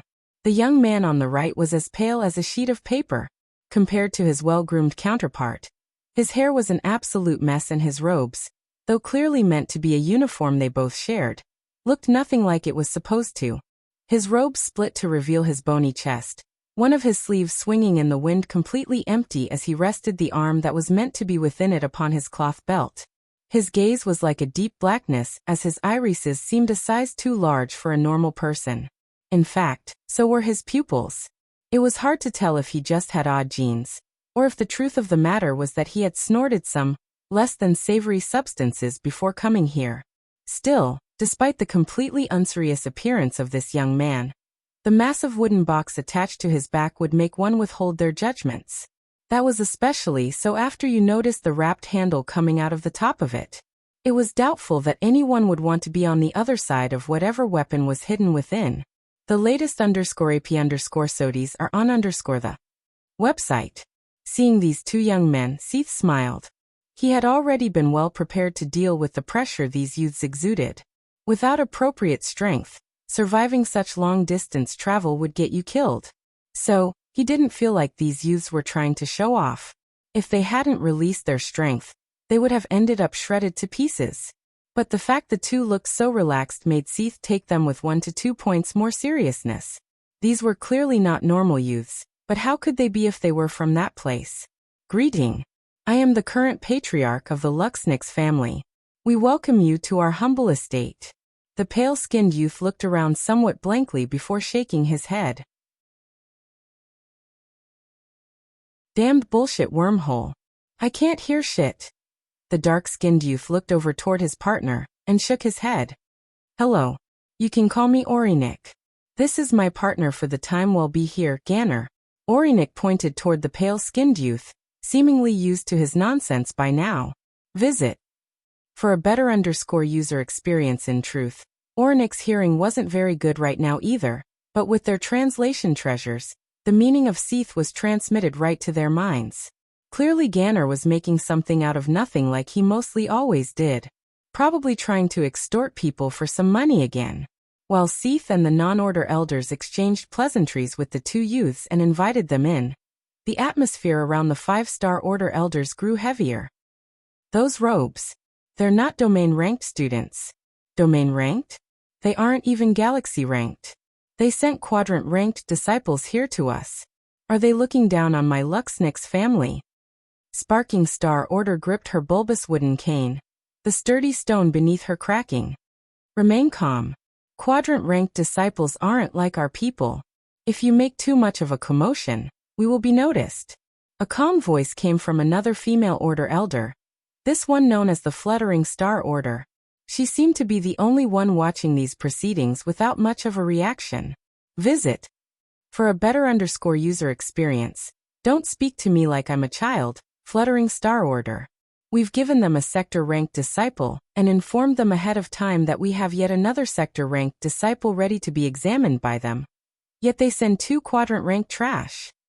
Even those who had agreed with Sparking Star Order initially couldn't accept her words right this moment. To call any student of that organization trash was liable to get your entire family destroyed. Sparking Star Order had allowed one generation of success to get to her head. They were nothing like those families who produce domain-ranked disciples every generation. On top of that, Orinik and Ganner was exceptionally young. Who was to say that they'd remain as quadrant-ranked disciples? This was like a lifelong peasant raising a single millionaire son, then pointing fingers at other self-made millionaires to call them trash. It was ridiculous. We produced a sector-ranked disciple? Fluttering Star Order asked lightly. Why is it that I remember you all doing everything in your power to push her away? And now you want to claim her as your own? And isn't that second sector-ranked disciple something you tried to artificially create by stealing something that wasn't yours? Does that flame on your forehead also help to thicken your skin? You had better watch your mouth when you talk to me. Fluttering Star Order. Sparking Star Order immediately became frighteningly calm, but the fire on her forehead told a different tale. The latest _IP_SODIs are on the website. Fluttering Star Order looked toward the elders around herself, seeing all of the stern warnings in their gazes. Shaking her head, she turned around and left.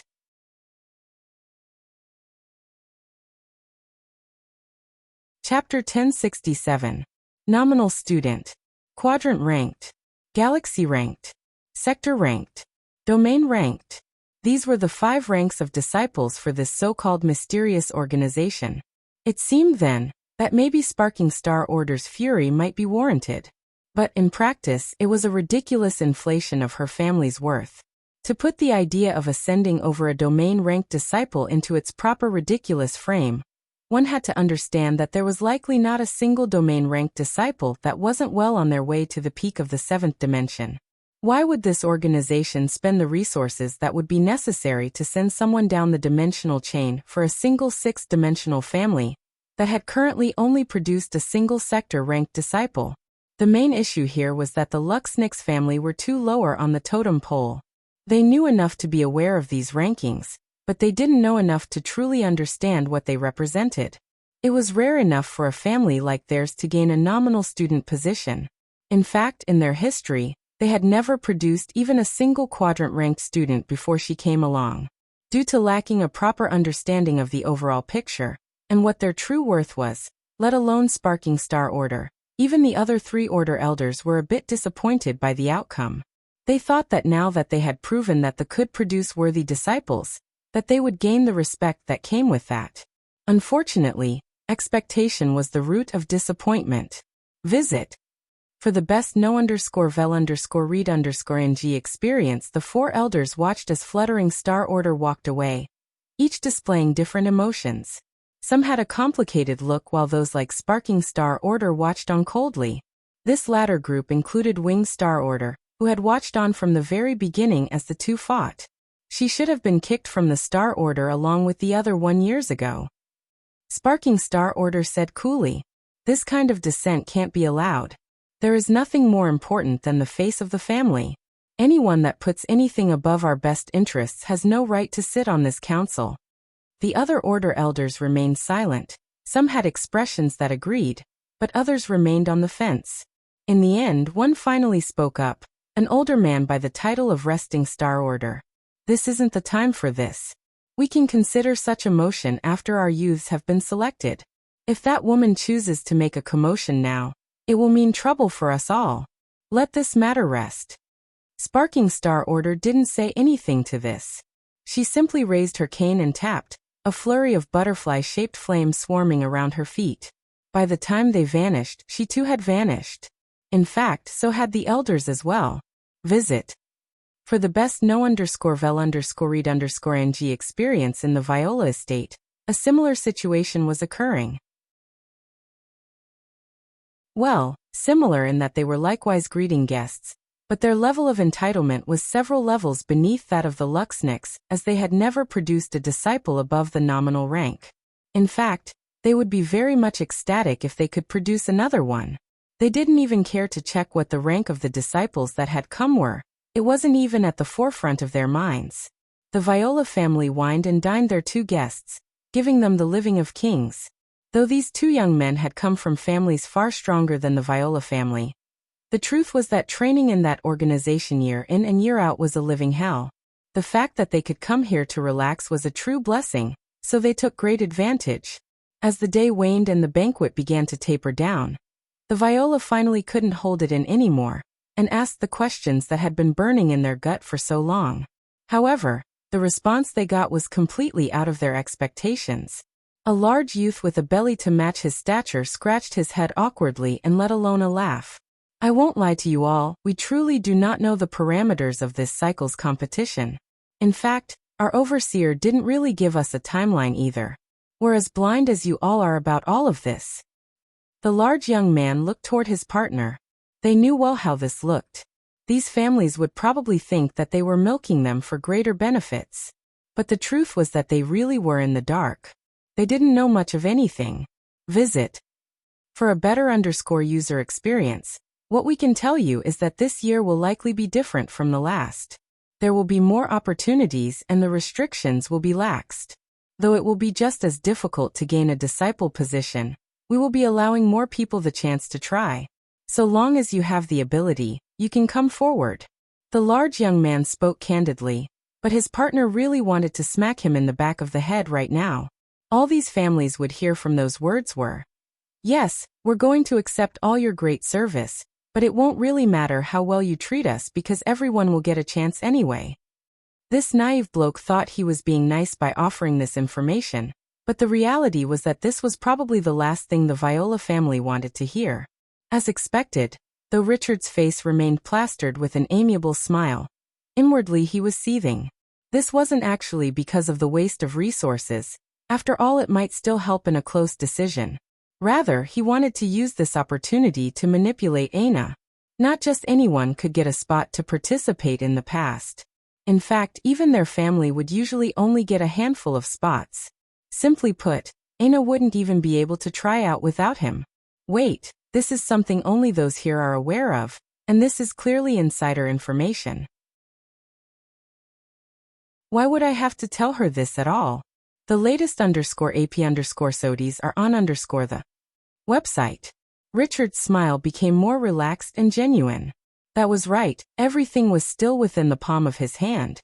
Once he clinched this nominal disciple spot, there would be no one capable of stopping him from becoming the true heir.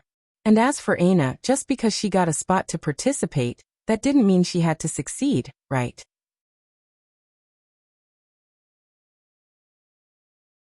Chapter 1068.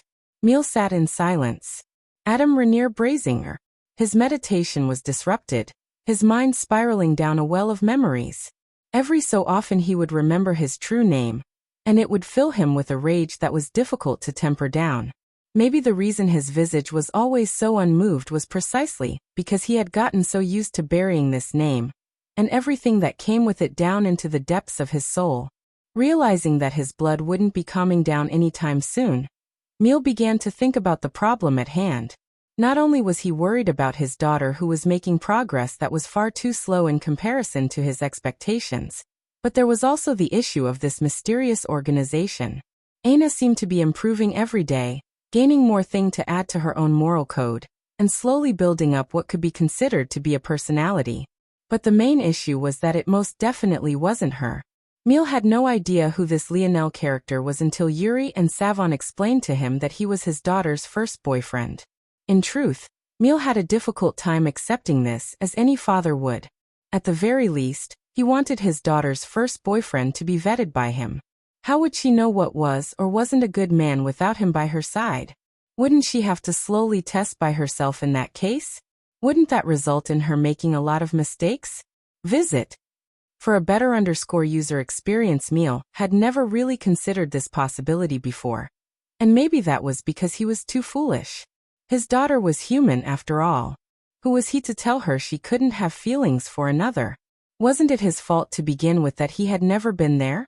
But this wasn't even the main root of the problem any longer. Of course Miel felt lacking, but the root cause of his worries was that Aina seemed to be trying to build herself up as a second Lionel. She had hinged her whole world around this love. She said she felt for this person, and had begun to build up qualities she believed he had from the ground up. The problem then was obvious. Whatever the end result would never be his Aina. To state the obvious, Aina and Lionel were almost nothing alike. One hated to kill, the other was indifferent to it. One wanted to save the people of the world, while the other was only interested in bettering her own life and those she cared about. One was a slave to analytics and refused to rely on his own instincts, while the other was a battle maniac fully prepared to rely on whatever it took to make herself stronger. In fact, Aina's entire ability was based around her instincts. It wasn't so exaggerated that they were polar opposites, but there were definitely fundamental and foundational differences between them that could never be equated. Aina's own self seemed to realize this as her progress forward was at a snail's pace.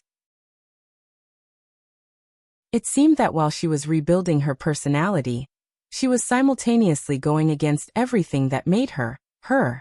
The latest _AP_SODIs are on website. Miel really didn't know how to deal with this situation. The only way seemed to be to convince Aina that her love for Lionel wasn't that important, but he couldn't find it in himself to manipulate his daughter like that. The second best option seemed to be to have Aina meet Lionel again. At least that way, it might trigger something and act as a catalyst for the real Aina to awaken. But not only was there no guarantee for this to work, it was also extremely risky. Who knows what this Lionel would say to his daughter if they ever met again? Aina seemed to repeat all the time that he hated her now. What if he said something in a rage that would send Aina spiraling down a dark path? The third option, and the one of least risk while potentially being able to work, would be to have Aina replace Lionel of her own accord. If she chose to replace Lionel, the foundation for her personality would no longer have to be his qualities, and she would finally be able to follow her own path. This option was slightly different from the first option. Rather than convincing Aina that Lionel wasn't important, it would be allowing her to move on. Lionel would still be an important memory to her, but he would shift just enough to the background that the true Aina could shine through. In truth, all of this made Miel greatly hesitant. He hadn't wanted to interfere in his daughter's awakening process, but he hadn't expected this Lionel to be such a problem. It would have been easiest if he had sealed memories of him away before doing this, but by now Aina's mind was too powerful for even Yuri to handle. If I allow things to continue on in this way, I'll lose my daughter forever. Visit. For the best no_vel_read_ing experience, Miel closed his eyes. The risks weighed heavily on his heart, but he knew that inaction was no longer an option. Aina would no longer be if he didn't step in. That led Miel to the second problem, the mysterious organization. He knew well that it was already too late for him. That organization didn't accept anyone beyond the fifth dimension, as they had a specific method of molding sixth-dimensional existences to groom powerhouses. However, this was an opportunity he wanted for Aina, not himself. The trouble was that even a spot to participate in a selection was hard to come by. Giving this spot over to a vassal, especially one that only had a single generation to offer for now, would be a hard pill for the Viola family to swallow. That said, it seemed that his first and second problem had the same solution, did they not? This plan will make me an enemy of the Viola family, but for the sake of my daughter. Miel's gaze snapped open, a cold light hidden within. Visit. For the best no_vel_read_ing experience, he needed to use the Viola family, but he would never allow his daughter to exchange her innocence for something like this. Even if he had to massacre them to their last person after they had fulfilled their worth, he would do so. With a flip of his palm, Miel revealed a talisman. It glowed for a moment before a familiar voice spoke out on the other side.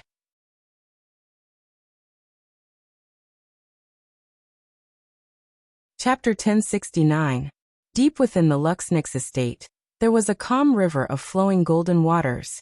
Sometimes it would appear to be a liquid, and at other times it would appear to be a gas. It flowed unpredictably, even often rising into the air in defiance of gravity. And yet, it stayed along a controlled path, circulating in silence. Near the center of this ethereal garden was a middle-aged woman who was getting on in years. It seemed that it wouldn't be very long before the term middle-aged no longer suited her. However, her features still radiated a calm beauty that touched the soul. Even though she didn't have a smile on her face, her presence seemed to make all those around her feel relaxed and cheery, the gentleness of her golden gaze soothing the heart. She sat in a rocking chair carved of white wood. Every time she swung back and forth, a delicate fragrance that tickled the nose would be released. It smelt like the cross between a less invasive pine scent with a touch of cinnamon. At that moment, a shadow was suddenly cast over the older middle-aged lady. Despite the sudden change, she looked up quite slowly, her pace still leisurely. As far as she was concerned, anyone who could sneak so far into the Luxnix estate was an individual who was definitely supremely powerful. Reacting any more quickly than she was would only give her whiplash in her old age, and not be very helpful at all. However, when the older lady saw who it was that stood before her, she was dazed for a moment before her gentle eyes glistened with tears. Eleanor? You've returned? Before the older woman was a beauty gorgeous beyond words. She had white gold hair that reached past the small of her back, shimmering emerald eyes that seemed capable of piercing through anything, and delicately sculpted features that appeared to have been formed by a master artisan. Nothing about her felt out of place, not even the alternating soft and hard armor she wore that clung to her curves. The patterns of white leather that looked like dragon scales and silver plate armor gave her the appearance of a valiant empress that had just returned from the battlefield. And yet none of her enemies had dared to drop even the slightest hint of blood on her. The latest _AP_SODIES are on the website. Mother. The voice of Eleanor was just as sweet as one would expect. It matched the refreshing atmosphere of her mother with an incredible ease. The older woman's gaze dimmed somewhat hearing her daughter's short greeting before she sighed lightly, her gaze becoming somewhat vacant again. It seems that it's that time again, she said lightly. Yes, Eleanor replied. It's good that they've allowed you to return. Their standards are too oppressive. It's the only way the human domain can remain safe. I understand. I've already said too much. Eleanor's mother nodded as her chair continued to rock back and forth. She seemed to have returned to a state where nothing could affect her. My little lion will be coming soon. I thought I would tell you. Upon hearing this, the older woman trembled beside herself, her wrinkled hand clasping down on her rocking chair's arms. Maybe if it wasn't for the hidden strength of this white wood, it would have already been shattered. It had definitely taken a great master to even carve it to begin with. The latest _AP_SODIES are on the website. Is he doing well? I'm not sure. I didn't get to raise him like I wanted to. The older woman's face turned several shades paler, something that felt almost impossible given the fierceness of her earlier reaction. I'm sorry. It's all my fault. Eleanor remained silent for a long while, staring down at her mother. Even now, you're apologizing for the wrong reasons. Rather than blaming those who should be blamed, you blamed yourself because if not for you, their reaction toward another one of their daughters marrying an outsider wouldn't have been so fierce, when in reality, this family has never been so understanding to begin with. Eleanor shook her head. The Luxnix family had a poor reaction to her choosing someone they hadn't chosen, and that reaction was compounded by the fact her mother had likewise chosen someone they hadn't chosen. In part to prove that there was nothing wrong with marrying outside expectations like this, her mother had gone out of her way to try to side with the family, trying to prove that just because a daughter married out, didn't mean that she'd forget the well-being of the family that raised her. Of course, this was only part of the reason, but it was a part nonetheless. I only hope that this time, you don't allow foolish sentiments to stand in the way of things. I hear that my little lion has a temper even worse than mine, and even my husband's. I wouldn't mind seeing this family lose its overinflated self-worth one peg at a time. Visit. For the best no_vel_read_ng experience. In the past, they saw it fit to bully my son because they thought themselves to be stronger, and they thought their own purpose to be grander. They had no idea who my husband was, and even now they have no idea that if not for me, let alone their estate, even their entire galaxy may have been massacred down to its last person. But if there is one thing I will thank you for, Mother, it is this opportunity for the Luxnix to experience what it truly feels like to be bullied. I wonder how they'll be able to lay a hand on my son while I'm here? Eleanor looked up toward the sky, her expression seemingly blank but her irises painting a picture of 1,000 words. You will have another choice to make, Mother. I hope that you don't choose incorrectly again. Eleanor vanished, leaving her pale-faced mother slowly rocking in her chair. Empress Fox slowly closed her eyes, her trembling taking several hours to come to a stop. They were both her family, but which family would she choose? Back in the Milky Way, the tension of a situation countless light years away had nothing to do with them. Rather, they had their own tense atmospheres to deal with. And these, rather than just being complex moral dilemmas, truly took on the weight of life and death. In the depths of space, several ships stood in a long chain. Upon one of these ships, exposed to the surrounding vacuum, was a silent Lionel. Just one more chapter coming today. Visit for a better user experience.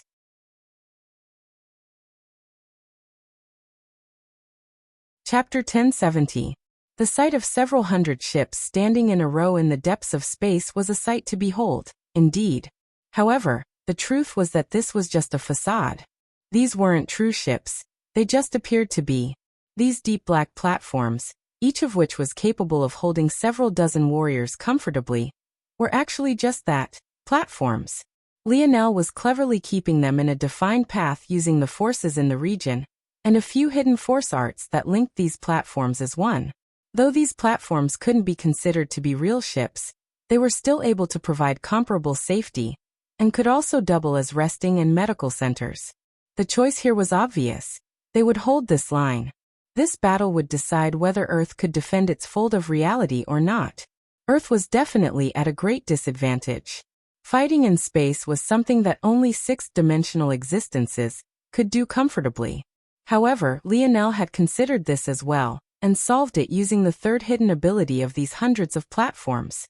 When linked together in this fashion, the platforms could refine and produce force, creating an atmosphere that was somewhat like space light.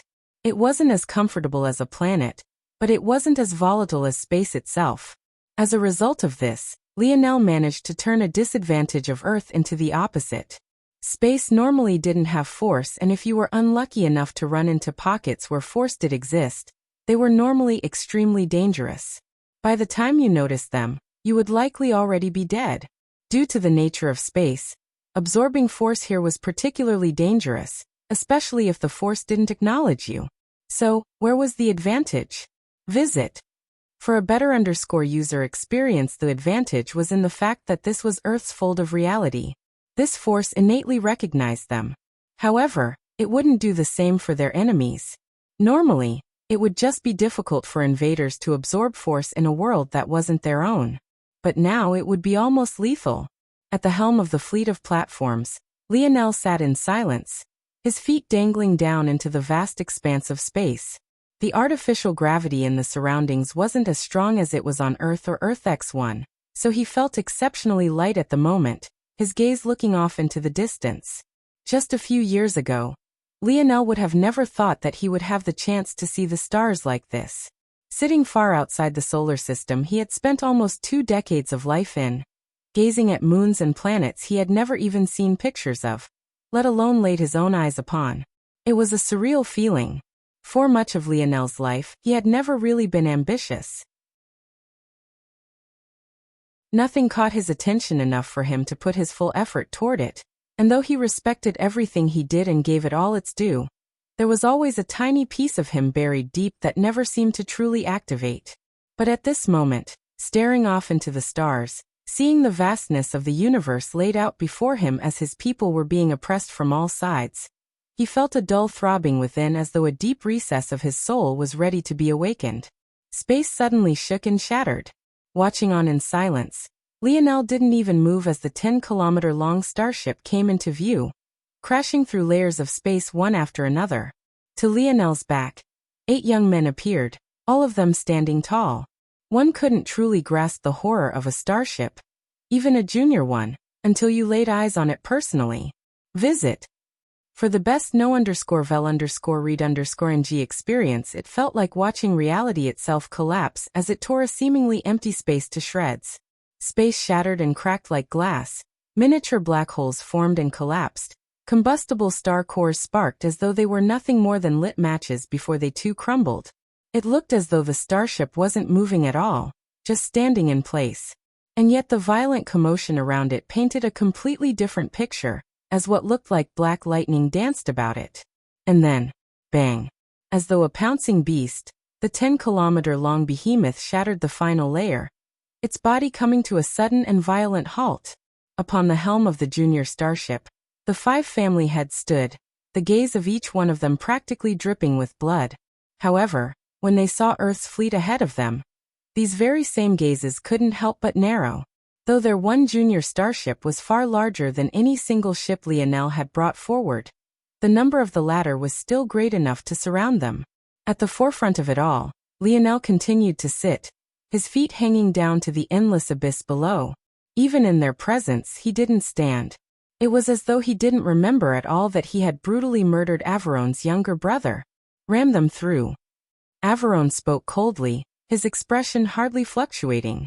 To these heads, fools would be fools. Did the people of Earth really believe that just because they had brought their people out here that it would be enough?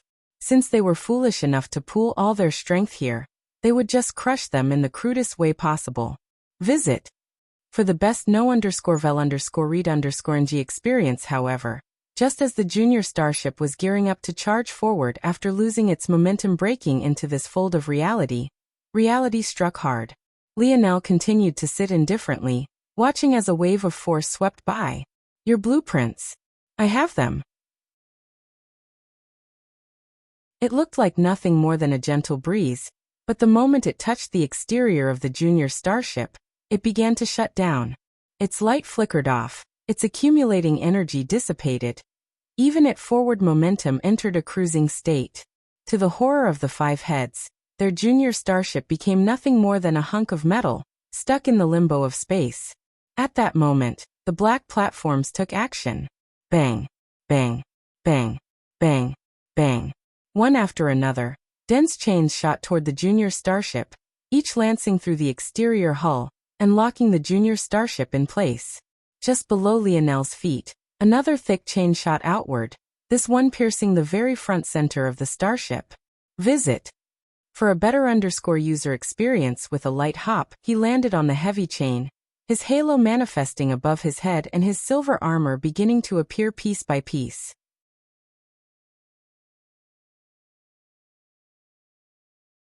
Chapter 1071. Lionel took a light breath, his body relaxing and his heartbeat becoming smoother. Beneath the gaze of the warriors of Earth and the heads of the invaders, he walked forward with a slow and deliberate pace. A crackling of force silently built around him as a spear appeared in his palm. Even beneath this artificial atmosphere, it was difficult for sound to travel very far.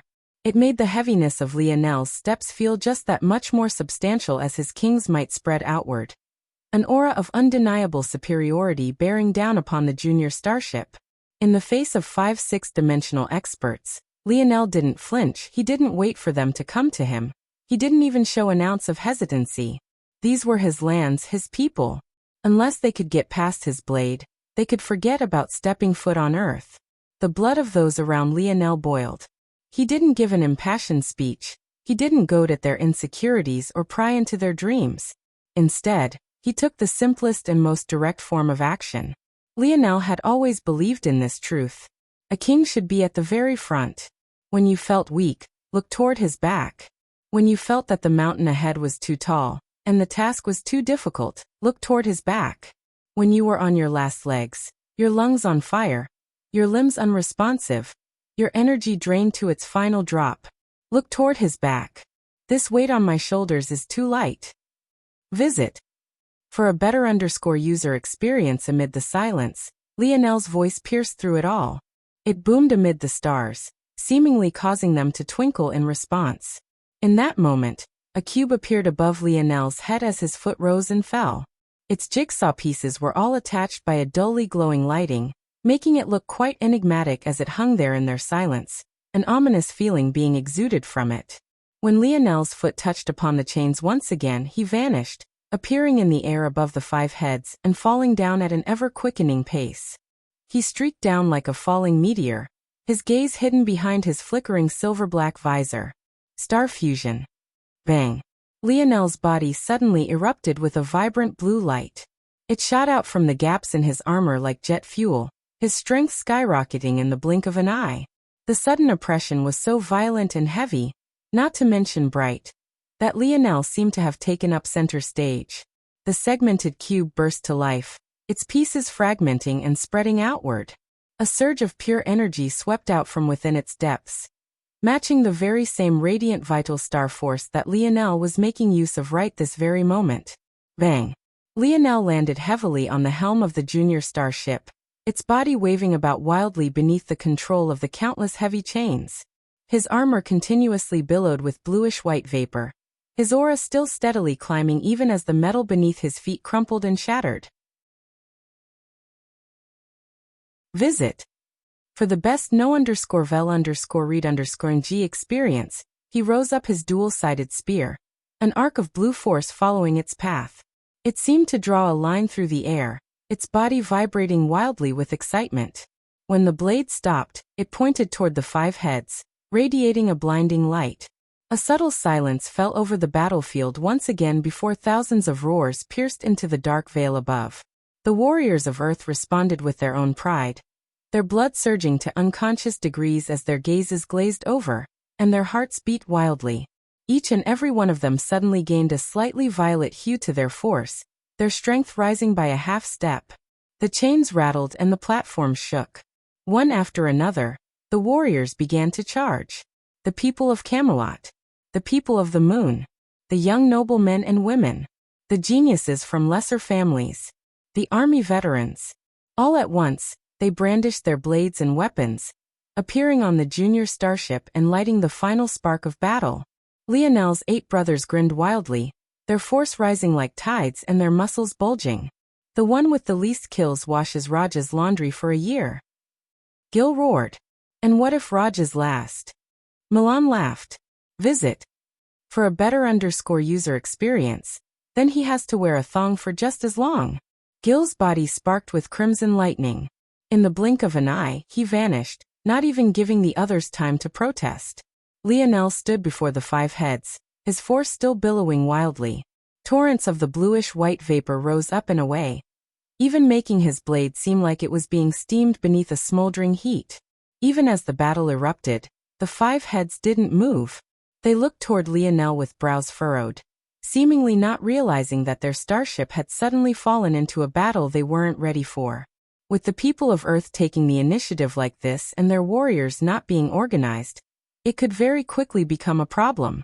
However, what was more shocking about all of this was that Lionel actually dared to face them. Not only did he dare to face them, but exactly what had just happened to their junior starship? On top of that, why was it suddenly so difficult for them to absorb force? And what was this blue force coming off of Lionel in waves? It was clear that Lionel actually planned on stopping them all himself, but wasn't this too ridiculous? Was he an idiot? Or was there something else that they were missing? Lionel didn't move a single inch, his blade still stretched forward in an act of blatant provocation. His breathing was steady and his back was straight. Nothing could make him waver at this moment. He's bluffing. What are you all still waiting for? Kill him. The first one to act was Averone. He didn't even wait for the others to react after he spoke. He struck forward with a palm instantaneously. In that moment, it felt as though the world was collapsing. Even in the face of Lionel's earlier momentum, it was like an impossibly vast mountain, towering above unblemished. The latest _AP_SODIES are on the website. Beneath his visor, Lionel's gaze flickered. Shit.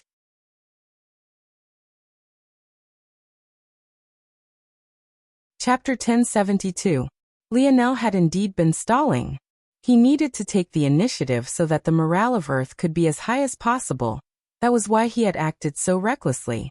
Thankfully, due to the chaos of the current battlefield, all of which was taking place on a singular 10-kilometer-long ship, it was harder for them to actually pay attention to what was going on in Lionel's battle. This was especially so since Lionel and the 5 heads were still on the roof of the ship, while many of the other battles had begun within the ship itself.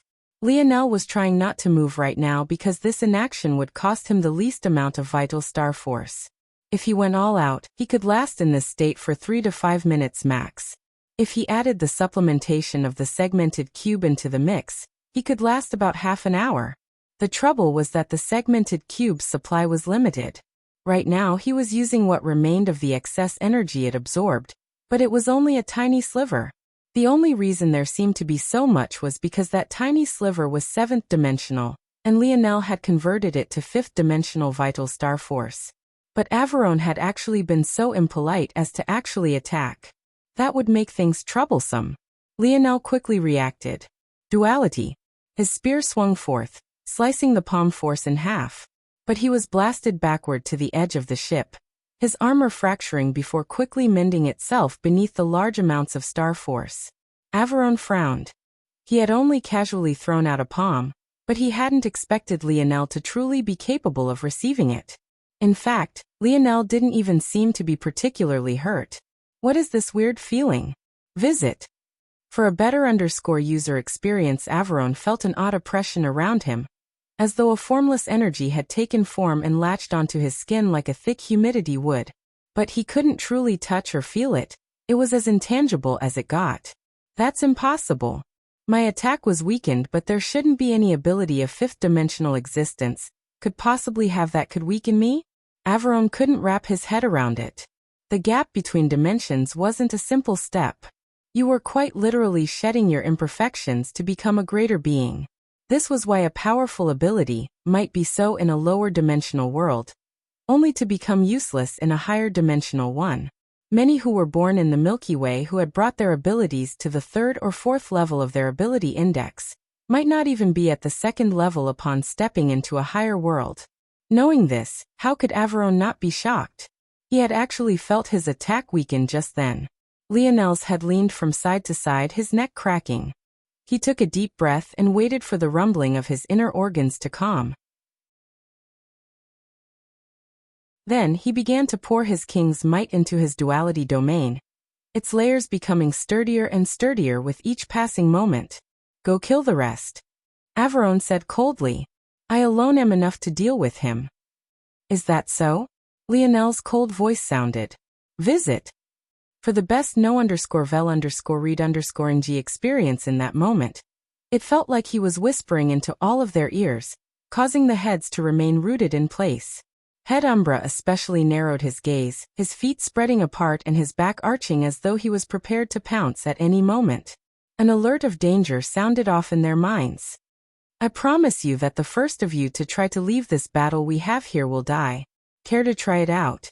The 5 heads stared at Lionel for a long time. There were a few that wanted to call his bluff, but seeing Silem's reaction, they weren't foolish enough to do so. The Umbra family head had the best instincts of them all. If he was reacting like this, they would truly be asking for death if they ignored it all. They could only look toward the youth before them, their nerves standing on end. See? Isn't this better? If we all just stand here, everything will be fine. Lionel said lightly. Bang. At that moment, a pillar of fire shot out from the hull of the junior starship. Several screams of agony followed it, as what looked to be dozens of Florer family members were tossed into the depths of space. Well, their ashes were tossed into the depths of space, anyway. The gaze of Belize turned crimson when she saw this, her large belly rolling and the spider lily growing from her forehead writhing. The latest _AP_SODIES are on the website. Attack him as one. When he's dead, there won't be any threat left. Lionel watched on coldly from within his visor. This was exactly what he needed. As long as they weren't attacking others, he could do what he needed to do. Taking a steady and long breath, Lionel concentrated his duality domain, imprisoning the 6 of them. Before him stood 5 6th-dimensional existences. In fact, they weren't normal Tier 1 6th-dimensional existences either. Each of them was at least Tier 3 or 4. To any objective outside observer, Lionel was seeking death. In fact, even Lionel felt that he was a bit too crazy. But in life, there were certain things you had no choice but to do. This weight on my shoulders is still too light. Lionel exhaled, his universal force surging. Ash-colored snow began to fall from the skies, even as 5 radiant cores appeared before him. Lionel chose to forego a slow death in golden drops, focusing all his strength into radiant core and withering snowfall. Visit. For a better user experience, there was no path for a loss. Even if he died today, he had to win. He would win. Lionel's ankle flexed downward, his calf springing to life and his thigh bulging. When you couldn't afford to take a step backward, the true strength of a person would shine through.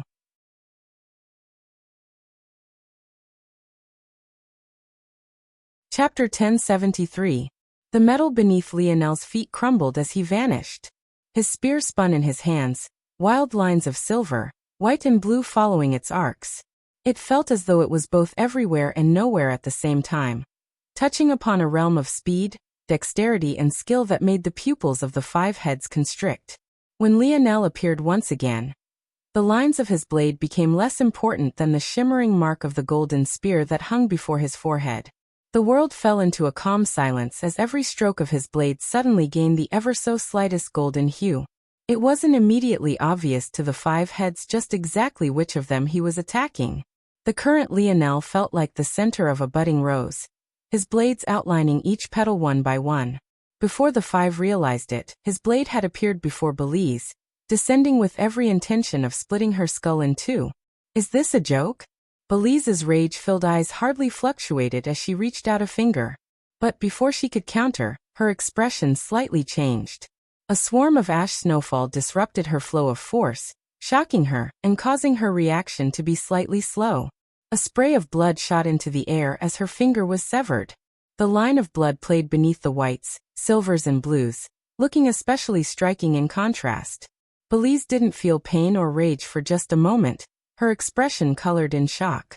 She turned her gaze toward Lionel, but the latter had already vanished, appearing to her back. Visit.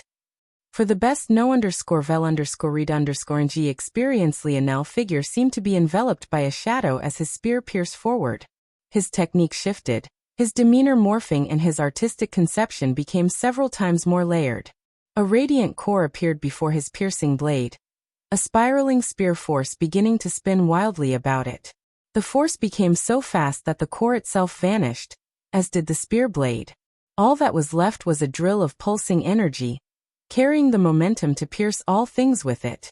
Belize, who had still not quite begun to take Lionel seriously despite Silem's reaction, was in a daze. She had just had her finger cut off by a 5th-dimensional ant. Her world spun about her, and she couldn't quite regain her bearings. By the time she realized that her back was about to be skewered, it felt like it was all too late.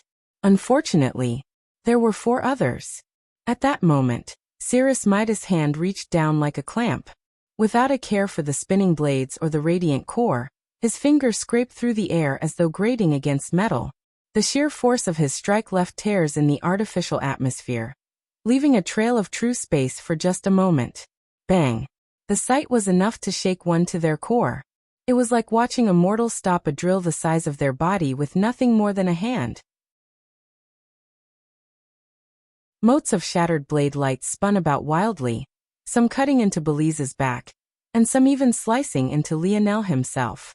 And yet for Cirrus, his hand remained completely unscathed. It was as though he had just stopped spinning cotton. But somehow, visit. For the best no_vel_read_ng experience, retreat. Silem's voice boomed. Unfortunately, it was already too late. Level 2 spear force might have been a 5th-dimensional equivalent, but much like domains, it existed in a categorization of its own, allowing it to affect those of higher dimensions. Even for Cirrus, who had an extraordinarily powerful body, such spear force would at least leave shallow marks on his skin. The fact it left nothing at all smelled of a conspiracy. And a conspiracy was exactly what it was. Bang! The radiant core imploded on contact, attaching to Cirrus' arm and Belize's back like leeches. On the surface, radiant core looked like a bundle of flames, but it was fundamentally very different from this. Radiant core was Lionel's artistic conception for summer, an artistic conception built on the core of a disaster world. The core of a planet wasn't a ball of flames. It was a ball of molten metal. Belize shrieked, feeling as though her body was being burnt from the inside out. She and Dolores had, by far, the weakest defenses of the 5, making them easy first targets. It wasn't long before the smell of cooked skin and fat rose into the air. Visit. For a better user experience, it would be one thing if Lionel had formed his radiant cores normally this time around. But, What if he had formed them with the very same shearing or he had taken from Averon's younger brother? The radiation of the radiant core wasn't potent enough to affect sixth-dimensional existences, but this heat and metal most definitely would be.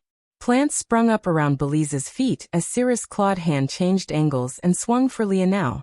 However, Lionel had long since retreated, his figure blinking several times, jumping a meter or two backward every moment.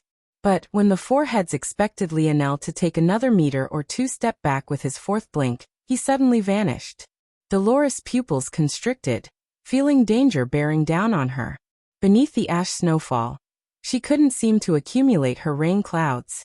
To make matters worse, even if it hadn't been for Lionel's artistic conception, the odd environment they were in made it difficult to deploy area of effect abilities, especially ones that relied on atmospheric force.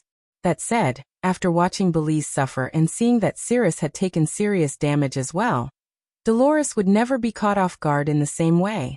During the fifth dimension, one's mind would be raised to another state.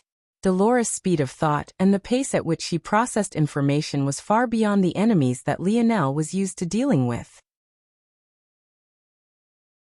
In a single exchange, she had already adapted and taken note of Lionel's propensity to scheme. Her dress fluttered and her palm struck out. The air rippled like the waves of a disrupted lake. Without waiting for the result, her palm flipped over, revealing a sapphire blue whip that instantly arched through the air right for Lionel. Visit. For the best no_vel_read_ng experience.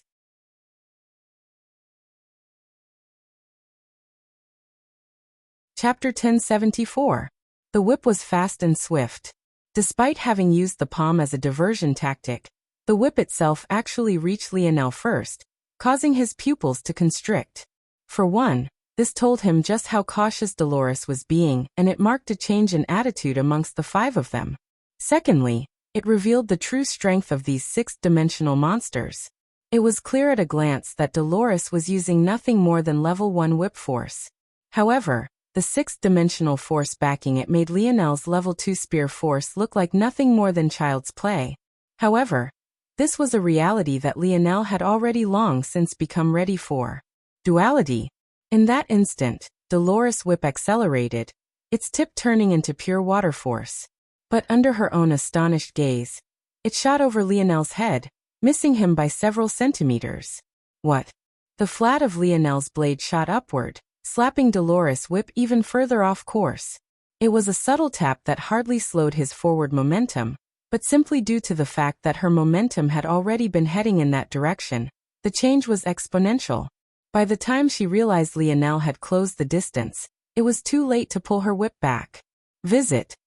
For the best no_vel_read_ng experience, however, Dolores didn't panic.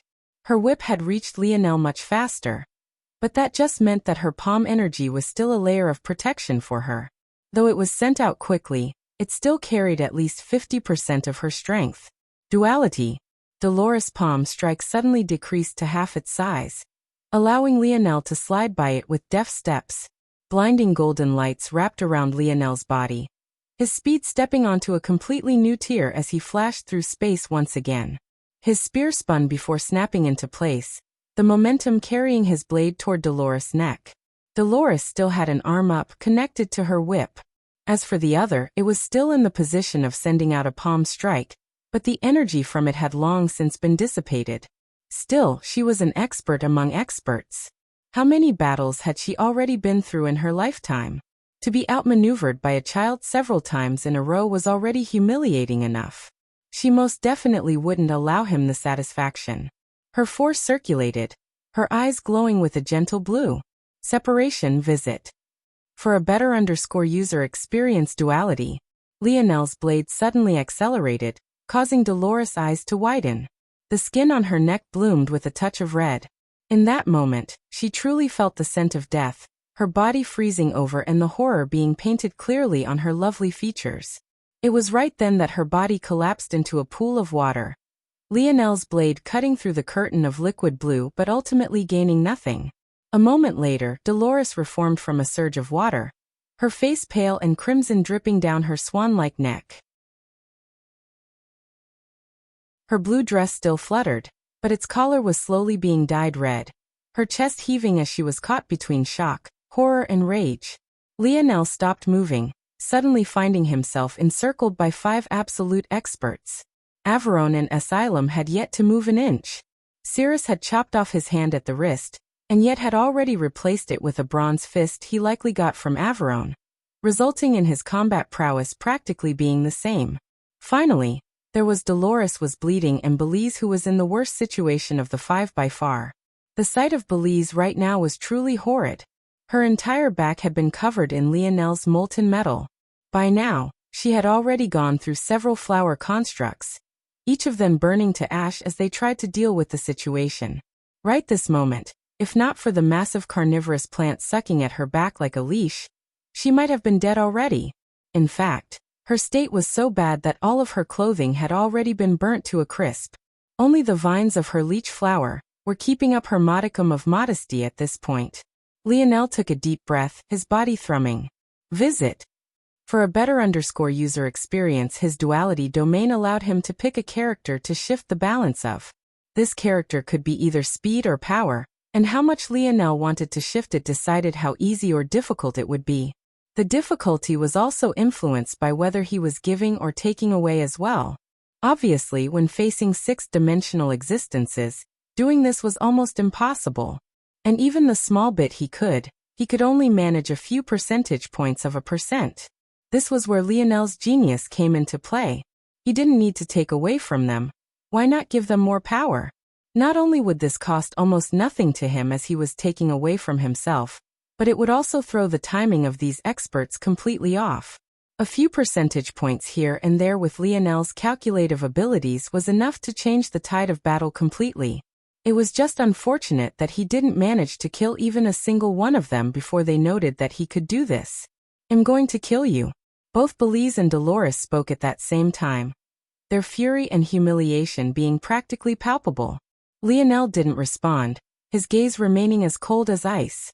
In the skies above, the fluttering ash continued to fall. 4 radiant cores spun silently around Lionel. I see. You're using angles to your advantage. Xylem spoke lightly, a twin pair of jet black daggers appearing in his hands as snaking black tails slowly rose out from his back. But I wonder what good accelerating my attack will do for you if my blade is completely straight. Visit. For a better user experience, Lionel's pupils constricted. But they hardly had time to do even that before the blade appeared right before him. Lionel tried to dodge, but the blade pierced through his armor without suspense, splitting his collarbone in 2 and threatening to take his entire arm with it.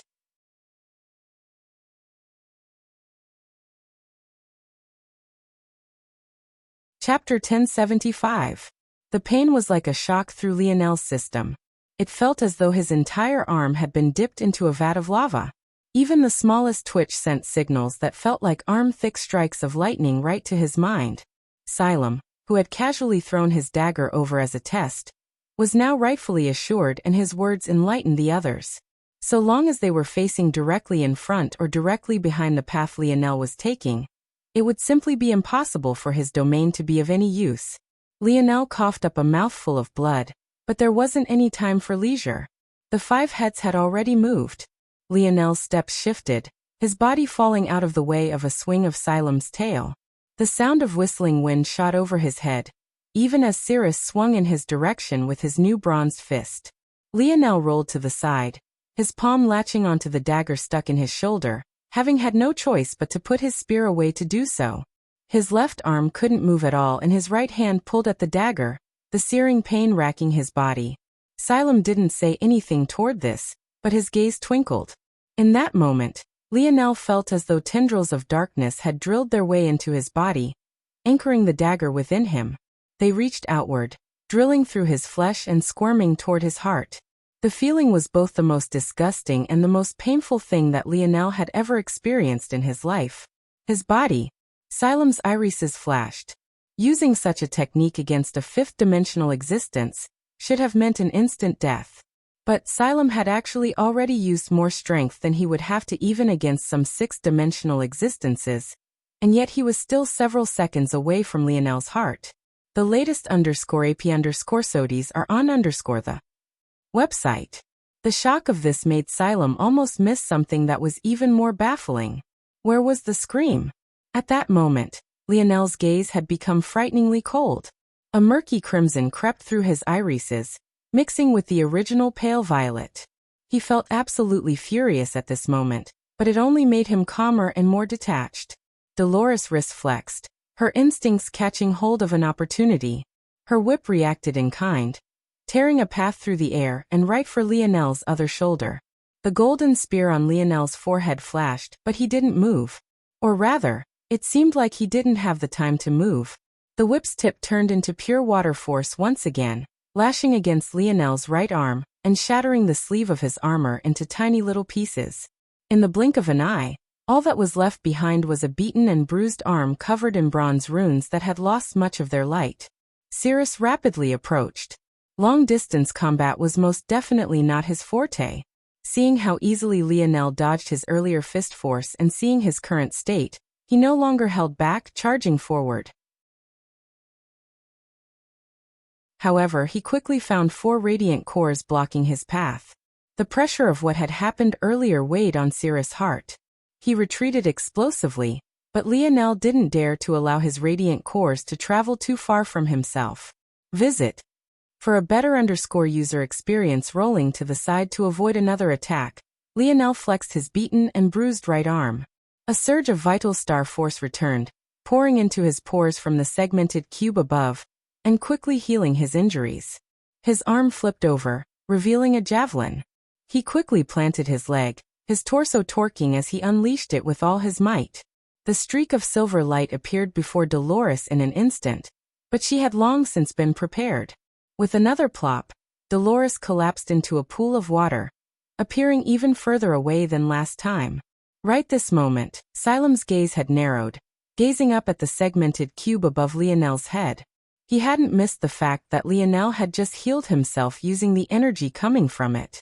If not for the fact his dagger was slowly digging toward Lionel's heart, maybe that injury would have been dealt with already as well.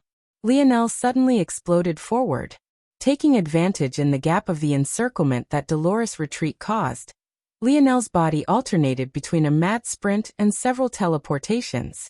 Beneath the influence of these 5 six-dimensional existences, he didn't dare to teleport too far, but he was supremely confident in these short spurts and so long as he could just burst through. It was then that Averone, who had done little to nothing since the very start of this battle, took action. He pointed a singular finger toward a particular direction. The instant he did so, Lionel's expression changed, and he came to a grinding halt. Visit.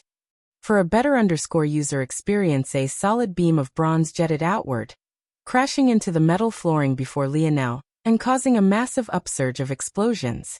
Averone drew a calm line down Lionel's exit path, the beam coming from his finger never breaking once.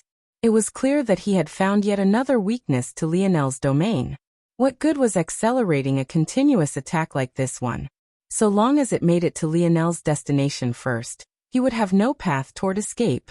Averone took his time blocking Lionel's escape before his laser slowly began to push back, inching toward Lionel, who was forced into quickly retreating again and again. It was exactly then that Xylem pounced. However, his goal wasn't Lionel, but was rather the segmented cube above his head. With a single whip of his tail, he crumpled the metal beneath himself and shot his body into the air, appearing near the segmented cube in the blink of an eye. No! Lionel shouted out for the first time since the battle began.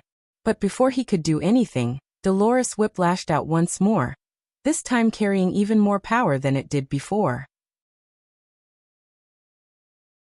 As distracted as Lionel was now, he was completely finished. But Dolores had never expected for the flustered Lionel to suddenly turn back toward her as though nothing had happened. She could almost feel the coldness of his gaze beneath his visor, causing her to shiver uncontrollably. Duality. Visit. For a better user experience.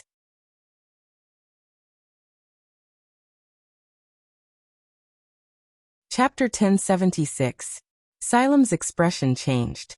He felt as though all the strength he had put into his daggers was suddenly sapped away. His control was broken in an instant, and all the effort he had put toward digging toward Lionel's heart went up in a puff of smoke. However, he was already in the air, and the segmented cube was in arm's reach. Who cared what happened as long as Lionel could no longer heal himself? He had already torn a path through Lionel's bones and lungs. Practically the entire left side of his body had become nothing but a useless pile of mush. If he lost the ability to heal, he would be finished. It was right then that Lionel's arm reached out, grabbing onto the end of Dolores' whip to pull hard. At first, Dolores thought that Lionel had a death wish. Firstly, her whip had the ability to turn intangible just like she could. With just a thought, she could freely turn its body into pure water force. And secondly, did Lionel think that just because her whip looked flexible and flimsy that it truly was? A single snap of her weapon could shatter an entire mountain range. Even Cirrus wouldn't casually reach out to catch it. And yet, that was exactly what happened. Dolores' expression changed, immediately reacting to turn her whip into pure water force. But in that moment it felt like all the force she poured in was sucked out by a powerful vacuum. No matter how much effort she put in, her whip remained solid. By the time she realized the problem, it was already too late. Her body propelled through the air like a streak of blue. In one swift motion, Lionel released the whip and flipped his palm, revealing his spear once again. His arm, beaten and bloodied, erupted with vital star force, healing in the blink of an eye as he pierced forward with all his might. Visit. For a better user experience, a spiraling vortex of level 2 spear force manifested, twisting and spinning about Lionel's radiant core. No. Somehow, Dolores' screech made just how fake Lionel's earlier outcry was seem all the more obvious. They had been lured into a false sense of security, but their mistake was ever believing that they could be safe around Lionel at all. SHU. Bang. Dolores' force shield was blown into smithereens. Her dress was shredded to pieces, allowing the underlying armor to save her life for just a moment. Unfortunately, Lionel's drill was too large. Her torso remained somewhat safe, but her arms, legs and head were all torn to shreds, causing a rain of blood to fall upon the battlefield. In ironic fashion, it was only after the head of the Rain family fell that the first rainfall followed. Xylem and the expressions of the others warped wildly. The idea that one of them could die had never truly crossed their minds. Xylem had no choice but to continue reaching for the segmented cube. But he too was stunned by what happened next. The segmented cube suddenly shifted, opening wide. Before Xylem could stop himself, he fell into the midst of the lights, vanishing before all their eyes. In a final struggle, his roar pierced through the battlefield, but he still vanished nonetheless. The latest _p_sodies are on the website. Bang. Lionel was sent flying as Averon's beam finally reached him. The back of his armor was torn to pieces and blood gushed down. However, that was all. Even with 5 now becoming 3, Lionel still stood. Coughing heavily, Lionel rose to his feet once more. He ripped the dagger out from his shoulder, vital star force erupting around him. Slowly, the pieces of his armor began to reform even as his body itself healed at a speed visible to the naked eye. The battlefield was quite chaotic at this moment. However, there were still plenty of individuals who were still within earshot and eyeshot of this battle. Seeing the 5 Lionel was facing be whittled down to just 3, a surge of fire was lit beneath those of Earth while the exact opposite occurred for the invaders. I see. Averon spoke lightly. When your armor broke, you purposely revealed your broken and bruised arm, displaying none of the blue force. Then you absorbed it from the cube above, even though you could produce it yourself to goad Xylem into falling for your trap. Now maybe the most dangerous one of us is out of the way for you, HM? But I really don't understand how you managed to gain enough strength to kill Dolores with a single strike. Lionel remained silent. No. It wasn't that you have the strength to kill her in a single strike. It was Xylem who did, right? Lionel's gaze narrowed, but he still said nothing. That odd power and speed displacement ability you have, I bet it works better based on proximity to HM? I guess we're all fools in your eyes then? Xylem was pouring in his own strength into your body, likely trying to kill you. But in the end, all he was doing was giving you the exact strength you needed to kill one of his allies. Fascinating. Averon looked Lionel up and down. Visit. For the best no_vel_read_ng experience, you know so much about our abilities and you always act accordingly. Yet, we know absolutely nothing about yours and fall into such simple traps. Let me guess. You managed to open my younger brother's bronze eye? Lionel's gaze narrowed further, but silence was still his choice, his breathing becoming more and more even. He had only 10 more minutes of Star Force left, he couldn't afford to waste it. He needed to kill these three swiftly. I'll take your silence as affirmation. Averone chuckled. Cirrus, kill her. At that moment, Belize's expression changed. She had been putting so much effort into silently healing herself all this time, not having taken any action whatsoever. It was clear that she had expected something like this to happen. But now that it was actually happening, she was completely flustered.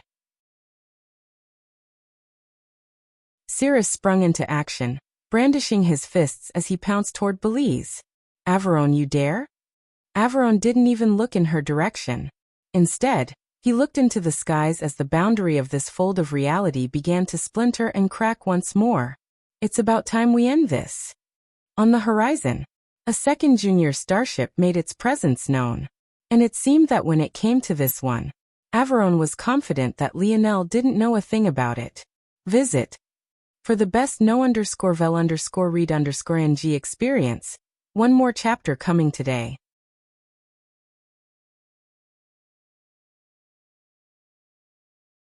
Chapter 1077.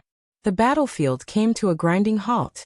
The pressure of a second junior starship weighed down on them all. Lionel wasn't the only one who was having a tough battle.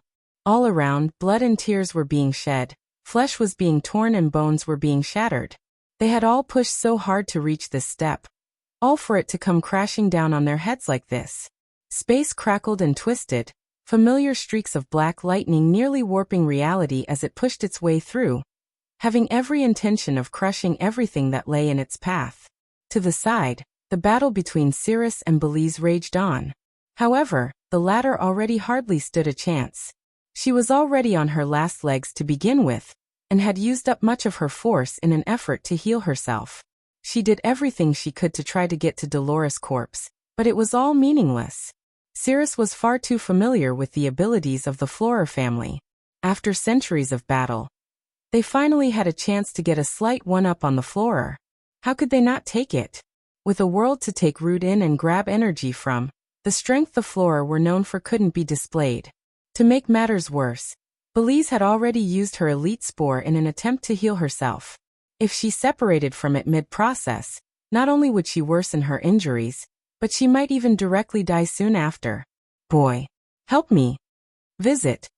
For the best no_vel_read_ng experience reaching out for a last line of hope, Belize looked toward Lionel. It was quite ironic. The boy that she had been looking down upon all this time might be her only chance at surviving. Don't be stubborn. There is no such thing as eternal enemies as long as the benefits are great enough. Even my Flora family chose to ally with these bastards for a time. Look at the bigger picture. If you remove these metals from my body, I can heal in just a few seconds. Alone I'm already powerful enough to fight these two. With you we can crush them. Lionel didn't even gaze toward Belize. Work with her? People like her were the absolute scum of the earth. Lionel had read about how the elite spores were formed. He couldn't even imagine how many thousands of lives Belize had sacrificed just to cause hers to sprout. To make matters worse, to get it to grow to its current size would have taken tens of thousands, hundreds of thousands, even without the earth to root in, with the elite spore, Belize was likely the most powerful warrior on this battlefield. That was why Lionel had taken her out first while all of them were still underestimating himself. Even now, he was tormenting her with the molten metal that was still stuck to her back. The fact she was alive at all was a testament to just how powerful she truly was. Boy, the latest _AP_SODIES are on the website. Belize almost lost her cool entirely, her rage reaching a palpable level. The truth was that her death wouldn't change much. They might have been the heads of their families, but there were still numerous elders and hidden experts they hadn't brought out for this battle. How could a mid-level 6th-dimensional world, possibly only have a single sixth-dimensional expert. The reason Averone still insisted on killing her was because of her talent and the potential trouble she might bring in the future, in addition to the potential that she might be carrying something important about the Flora family's legacy. At the same time, even if she wasn't a talent or wasn't carrying anything so important, her death would guarantee that the Radix and Midas families would be able to monopolize Earth for themselves without having to share. Once these two families established themselves, even if the Flora, Umbra and Rain families came later, defending was far easier than launching an attack.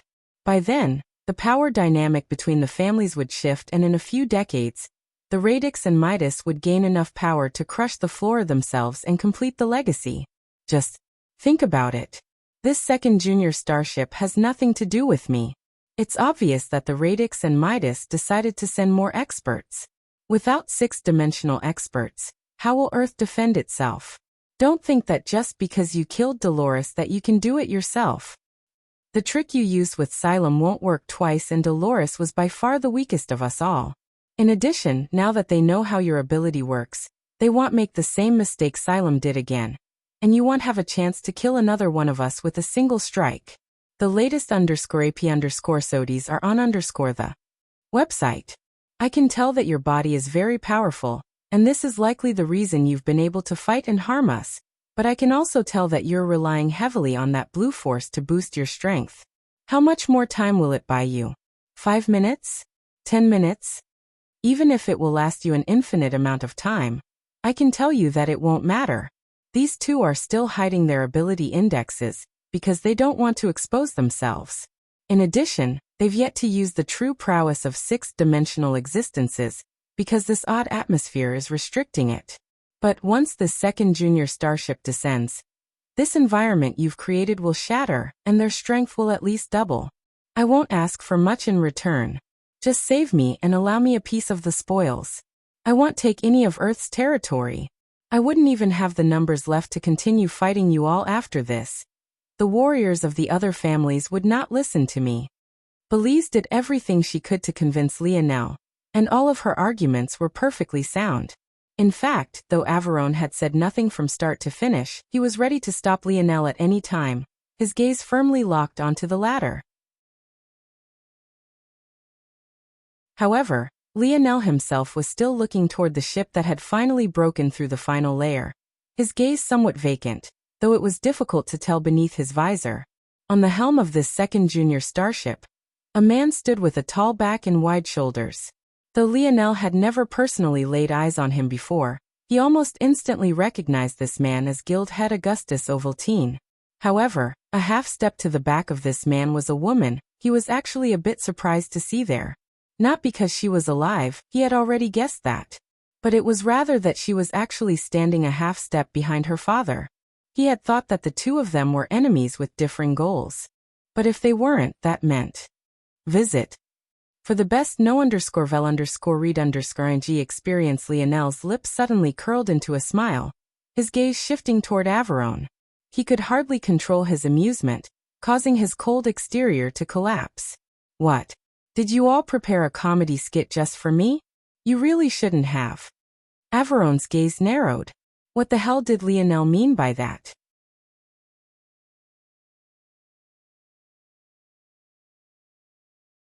Chapter 1078. Up above, even Era's gaze narrowed. Lionel had very clearly seen her, but his reaction was actually so nonchalant. Was her survival really not that surprising to him? How could that be possible? Even up until now, you still don't get what's going on? Lionel looked toward Averone. Though his gaze was hidden behind his visor, his mockery was practically palpable. It hung in the air like a venomous snake, making Averone, who had always felt supremely confident in himself, feel his skin slowly become prickly and uncomfortable. At that moment, the forward momentum of the second junior starship came to a slow halt.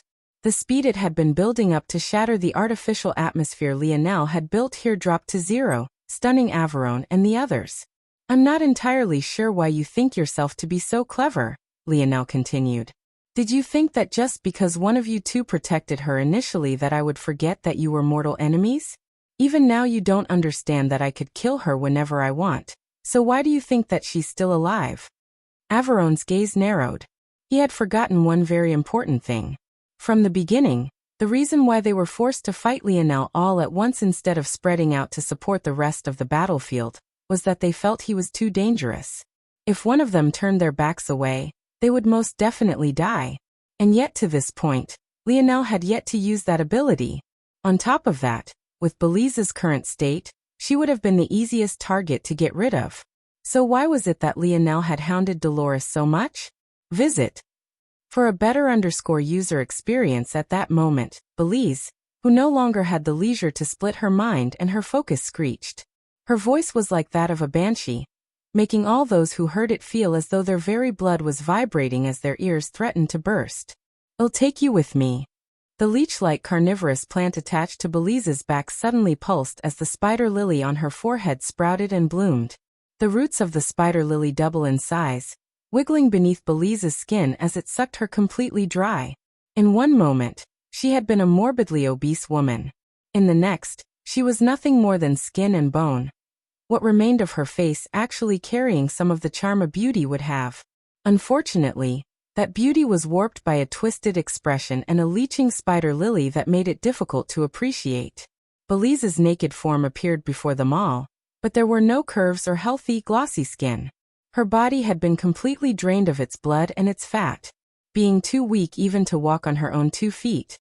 The vines of the carnivorous planet attached to her back propped her up, raising her into the air. With another vicious screech, a vine whipped outward, slamming into Cirrus. The devastation made Dolores' whip look like nothing more than child's play. The air split. The space cracked and Cirrus' ribs caved in as though a god had drawn a finger across his chest. In just a single attack, he was put in a half-dead state, shards of his own ribcage tearing into his lungs and heart as he coughed up several mouthfuls of blood. Visit. For the best no_vel_read_ng experience, Belize lost her rationality, chasing after Cirrus like a madman. See that? Lionel spoke casually as though he was watching theater. You. Averon's pupils constricted. Do you know how many battles between your radix and her Flora family are recounted in your records? Lionel continued to passively observe without a word. The answer is just 10,706. Of course, these aren't all of the battles, just the ones of note. Of those battles, about 2,803 of them are between experts of your families. These can be considered small-scale battles with between 2 to 5 people participating at once. Regardless, it's usually less than 10. Do you know how many of those battles your family won? Don't worry, it's a bit embarrassing, so you don't need to answer. The percentage is about 24%. As for how many the Flora outright won, that would be about 57%. So, what do you think happened with the remaining 19%? Cirrus lost his arm to pure blunt trauma. Without relying on the slightest sharpness, it was ripped from his in terrible fashion, his blood pooling out to the ground. Visit. For the best no_vel_read_ng experience, fascinating, don't you think? Lionel asked. Of that remaining 19%, all of them were counted as draws. These weren't any normal draw, but rather they were draws where all parties died. Lionel looked away from the battlefield and back toward Averon. Now, if you're like me, you'd find this statistic to be weird. A situation where everyone dies is too odd, especially since your records didn't seem to have an explanation for it. And after reading through all the techniques and abilities of your Radix and Midas families, you most definitely didn't have what was necessary to force such a draw in a fifth of cases. The only logical answer, then, is that it wasn't you forcing the draw. It was rather the Flora family forcing it. And lo and behold, in 93% of the cases where the battle ended in a draw, it had been an ambush by your Radix family, meaning the Flora had been forced into a desperate situation and left without a choice but to use their hidden trump card. Averon's breathing was no longer as steady as it was before. This Lionel wanted him to believe that just by reading the outcomes of battles, he was able to deduce that the Flora family had a hidden ability that even they hadn't been aware of. Not only did he deduce this ability, but he was able to grasp the nature, and even the timing of it to the point he could make use of it in his plans.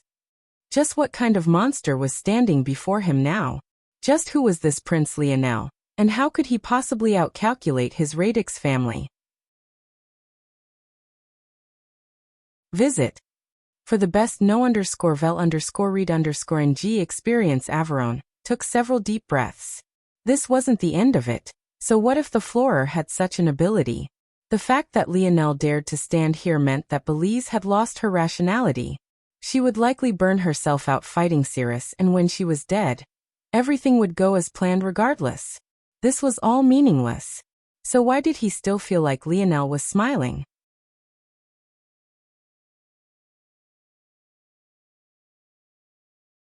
Chapter 1079.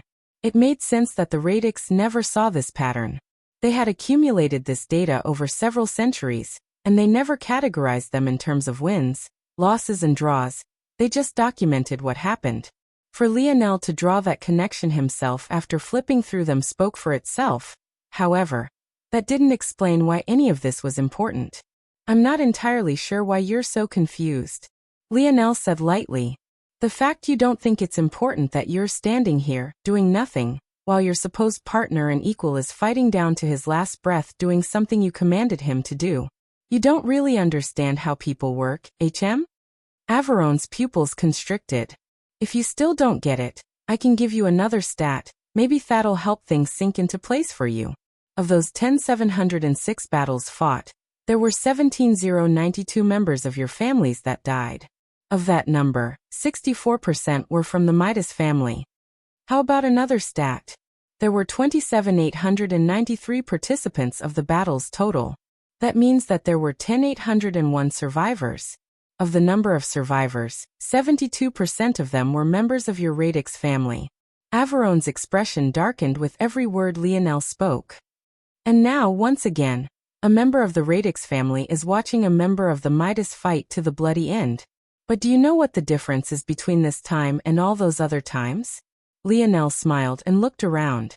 You have spectators. Visit.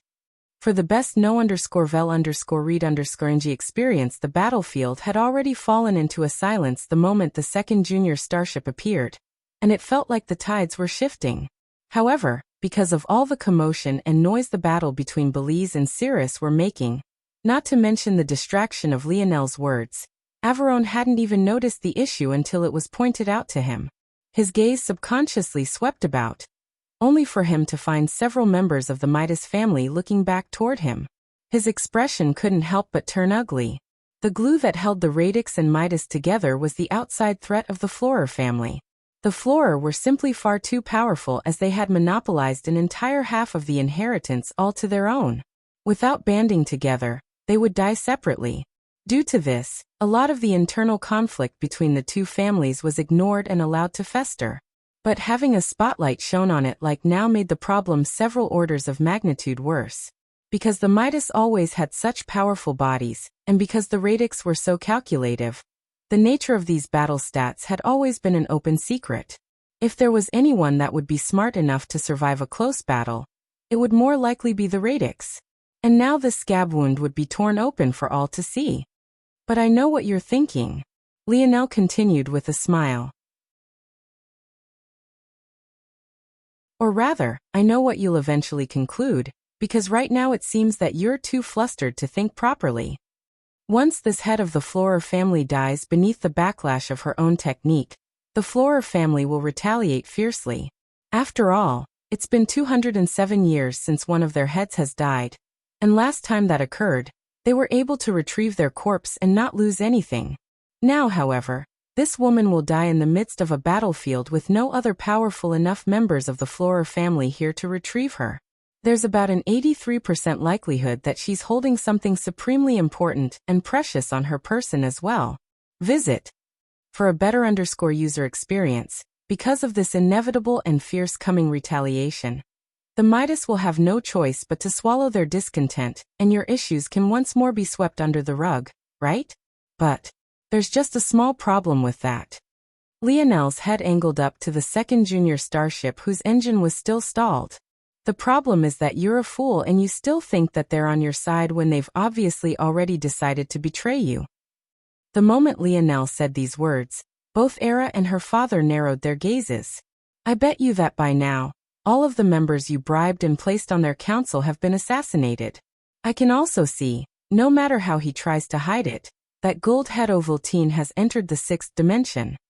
Now you think about it yourself. The goal of your Radix-Midas alliance is to combat the Florer family. The Midas allow the losses they've accrued over the years because when it comes down to it, your Radix family's intelligence is the backbone of your operation while they are the brawn. But what would happen if the largest-scale plot you had cracked was thwarted by another? What if all the resources you had poured in, all the effort, was meaningless? How would the Midas continue to trust you all if you can't do the one thing you're meant to do? What are they losing their lives for every day if you can't complete a single task? Averon's chest heaved, his gaze practically red at this point. The latest _AP_SODIES are on the website. I'm not sure why it is that you're getting angry with me. I haven't done anything but point out the obvious. Your Radix family got played. If the Milky Way Guild succeeds in getting a foothold in Earth's fold of reality, you all won't even be that large of a threat to them anymore, and everything you've done to this point would be meaningless. So, don't you agree with me? Isn't this a funny little skit you have going here? Averon suddenly began to laugh, the sounds of clinking resonating throughout his body as the gears of several mechanisms sprung to life. I'm going to enjoy killing you, he growled. The metal beneath Averon's feet warped as he suddenly shot forward. His strength bloomed and his force threatened to collapse the space he shot through.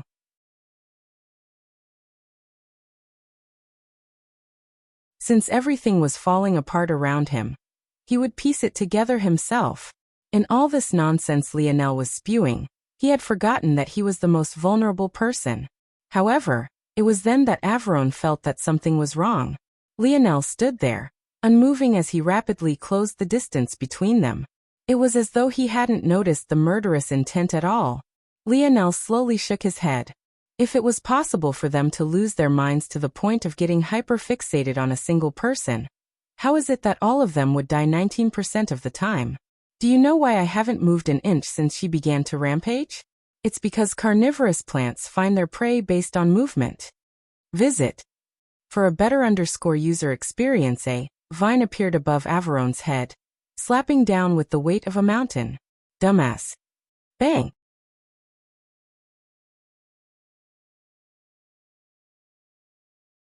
Chapter 1080.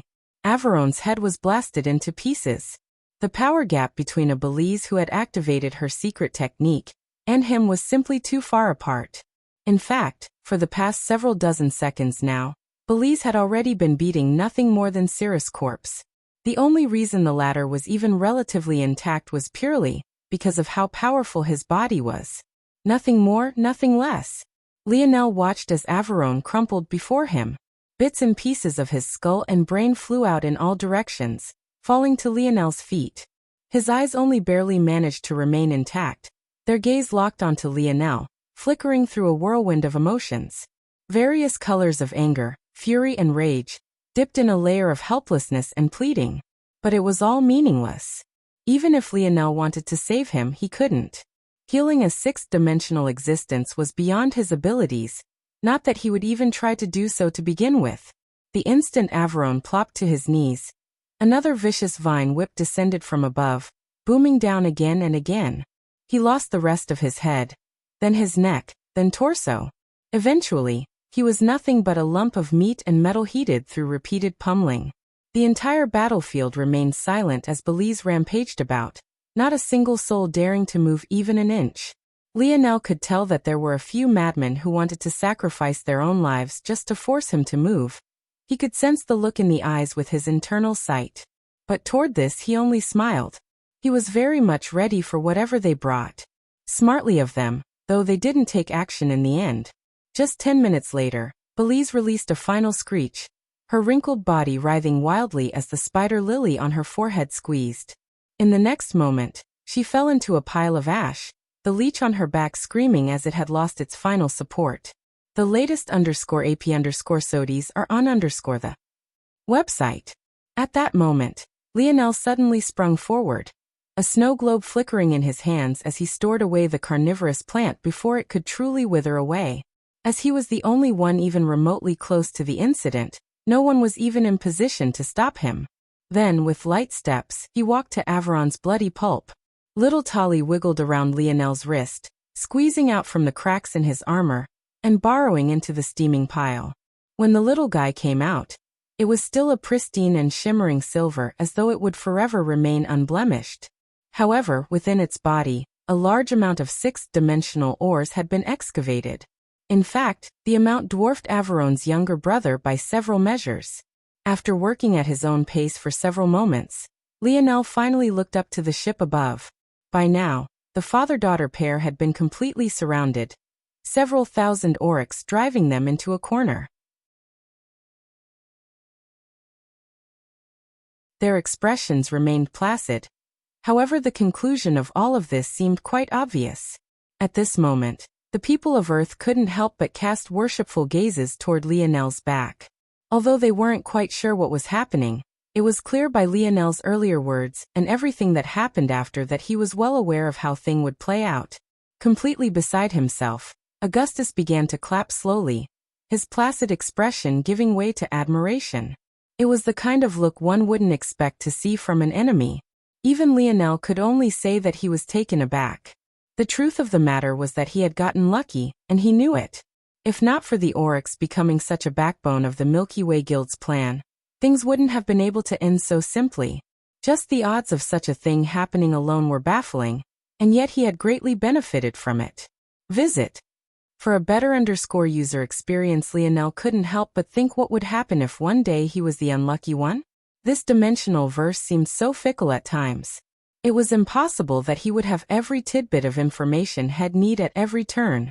If by some miracle, Lionel gained that ability, it would be amazing. He didn't believe that there was anyone he could ever lose to if he did. But was that even realistic? I have to awaken Goggles as soon as possible. Only when I have someone with his abilities by my side can things become a bit easier. I can only say that I should have killed you that day, Augustus said lightly. I've lost thoroughly. Lionel didn't need to think much to know what Augustus was talking about. That day on planet Solara, he had definitely locked onto him. However, Augustus had chosen not to act to stop Lionel back then, likely wanting to use him as a tool to whittle down the geniuses of the Radix and Midas families. But in the end, that choice came back to bite him. You were just unlucky, Lionel said lightly. Augustus gazed toward Lionel deeply. The latest _AP_SOTIs are on the website. Right now, he had more than enough power to charge out of this encirclement and leave this place. But then what? He had spent his entire life building the Milky Way Guild. Before coming here, he had killed off more than 70% of their core strength, weeding out the plague that had been infecting them for so long. Now, they were nothing more than a shell of their former selves. Augustus had wanted to use this foothold in Earth's fold of reality to recoup his losses, but he had been stonewalled before his dreams could even take flight. Hearing Lionel's words, he wanted to be angry, but he was appreciative at the same time. This young man's view on life, it was one even he could admire. Only those at the bottom thought that everything was due to luck. Only those at the top thought that everything was due to hard work. To meet a young man who could be so superior to those around him, and yet acknowledge the nuance of it all, it was rare. Rare indeed. Era stood in silence, her gaze locked onto Lionel from start to finish. The latest _AP_SOTIs are on the website. Second chapter OTW.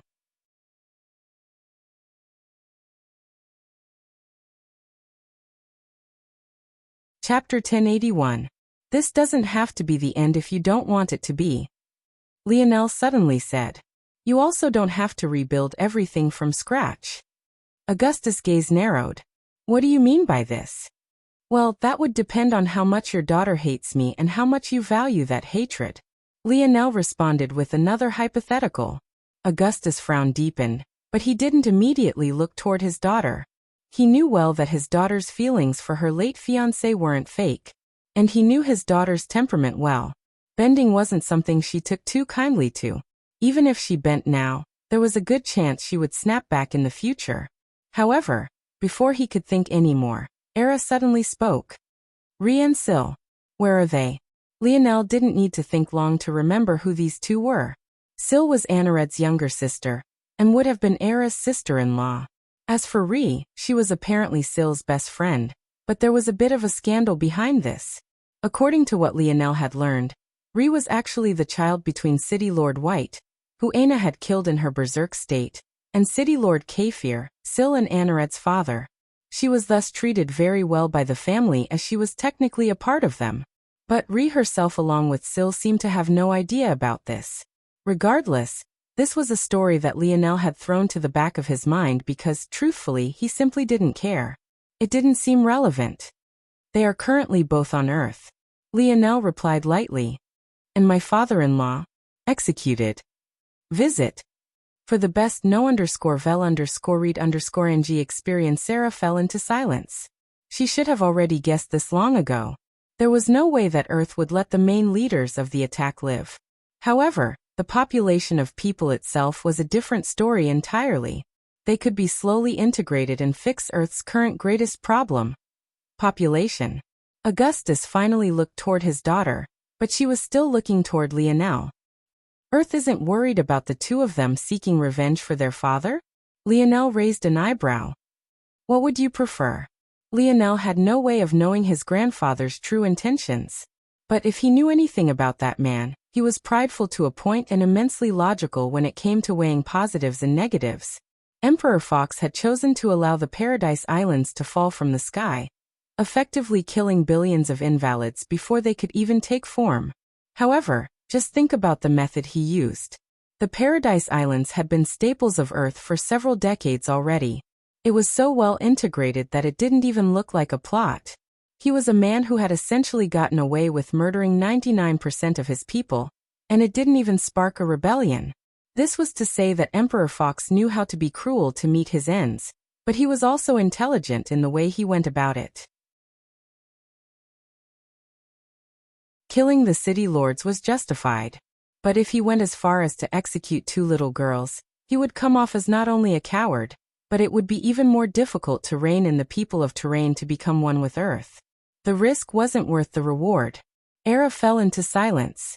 Soon, it was clear that she had already gotten everything she wanted out of this exchange. You want me to join Earth? Augustus asked. Lionel's armor began to slowly vanish, revealing his real form. At the moment, he was drenched in sweat from head to toe and blood clung to bits and pieces of his body. Yet, when he ran his hand through his wet hair, he seemed oddly dignified and in control. The latest _AP_SODIES are on the website. No, I want you to join me. Augustus was stunned into silence when he heard this. Was this brat rebelling? On Earth. Wasn't he a prince? What was going on here, exactly? Lionel smiled.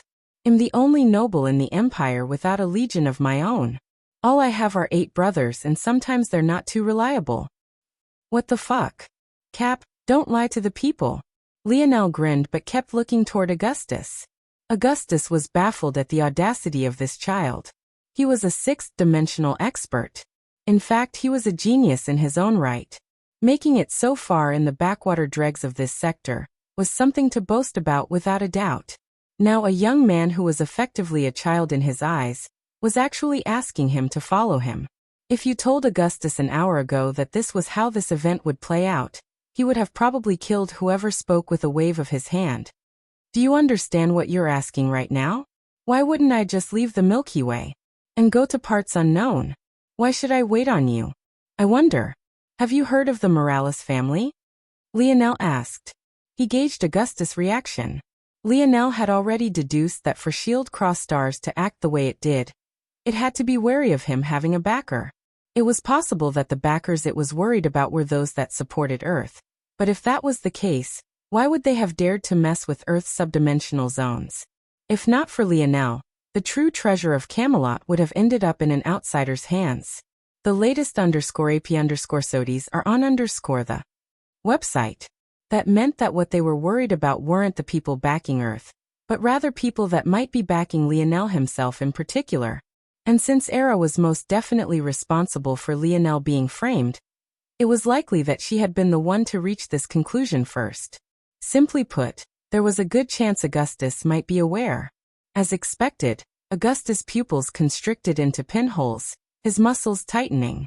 It was just for a brief moment, but it would never escape Lionel's notice. "I have no idea what you're talking about," Augustus said with a straight face. Lionel's smile didn't fade. "Oh, me too, honestly. It's just a random thing I heard people throw out there. But what about this?" Lionel's force suddenly surged, two pairs of white gold wings spreading out for tens of meters appearing upon his back. Above them, an owl's gaze lingered between reality and illusion, bearing down on the world with an undeniable momentum. The call of a bird rang through the stars, a single flap of its wings bringing 1/10 of light years away. At that instant, the people of the Radix, Midas, Florer, and Umbra families froze in place, their knees trembling. Luxnix. It was impossible to know who said it first, but they all cowered at once. Not a single one of the invaders didn't recognize the symbol of this sector's rulers. The snowy star owl was a symbol of dominion, of rulership, and of wisdom. Though Aina was currently on the Luxnix main planet, the Luxnix territory spread far beyond that, and it could be said that they had dozens of strongholds across the strongest galaxies of this sector. There was no way a mid-tier 6th dimension family like those here wouldn't recognize them. Augustus gripped his fists tight, his gaze blazing with fire. Visit. For a better user experience.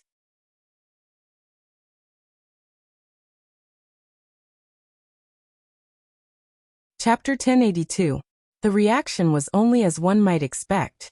The truth was that Lionel hadn't tried to lean on this advantage because he truly felt that it wouldn't matter much to begin with. His ties with the Luxnix and Morales families were loose to say the least. Not only that, but Lionel was a bit stubborn about it all at the same time. He wanted to use his Luxnix and Morales blood for the sake of taking over said families. But as far as relying on them, he never really had any intention of doing so. As far as he saw things, he would be the one in position to elevate them, not the other way around. And he also wasn't fond of the idea of having to rely on others as well. This wasn't just a matter of pride, it was also a matter of practicality. Just seeing how Aina's family had treated her, Lionel felt it would be a fool's dream to hope that his own families would welcome him with open arms. If he really went into the world with that kind of thought process, he would end up chewed up and spit out before he realized what happened. Lionel had always subconsciously known that his own power and strength would always be the most important. But seeing how things ended up for Augustus today, and how many times he had been forced to change and alter his plans before he could even take the first step on his journey, he realized it even more now. If he didn't wield enough power and strength himself, it would all be meaningless.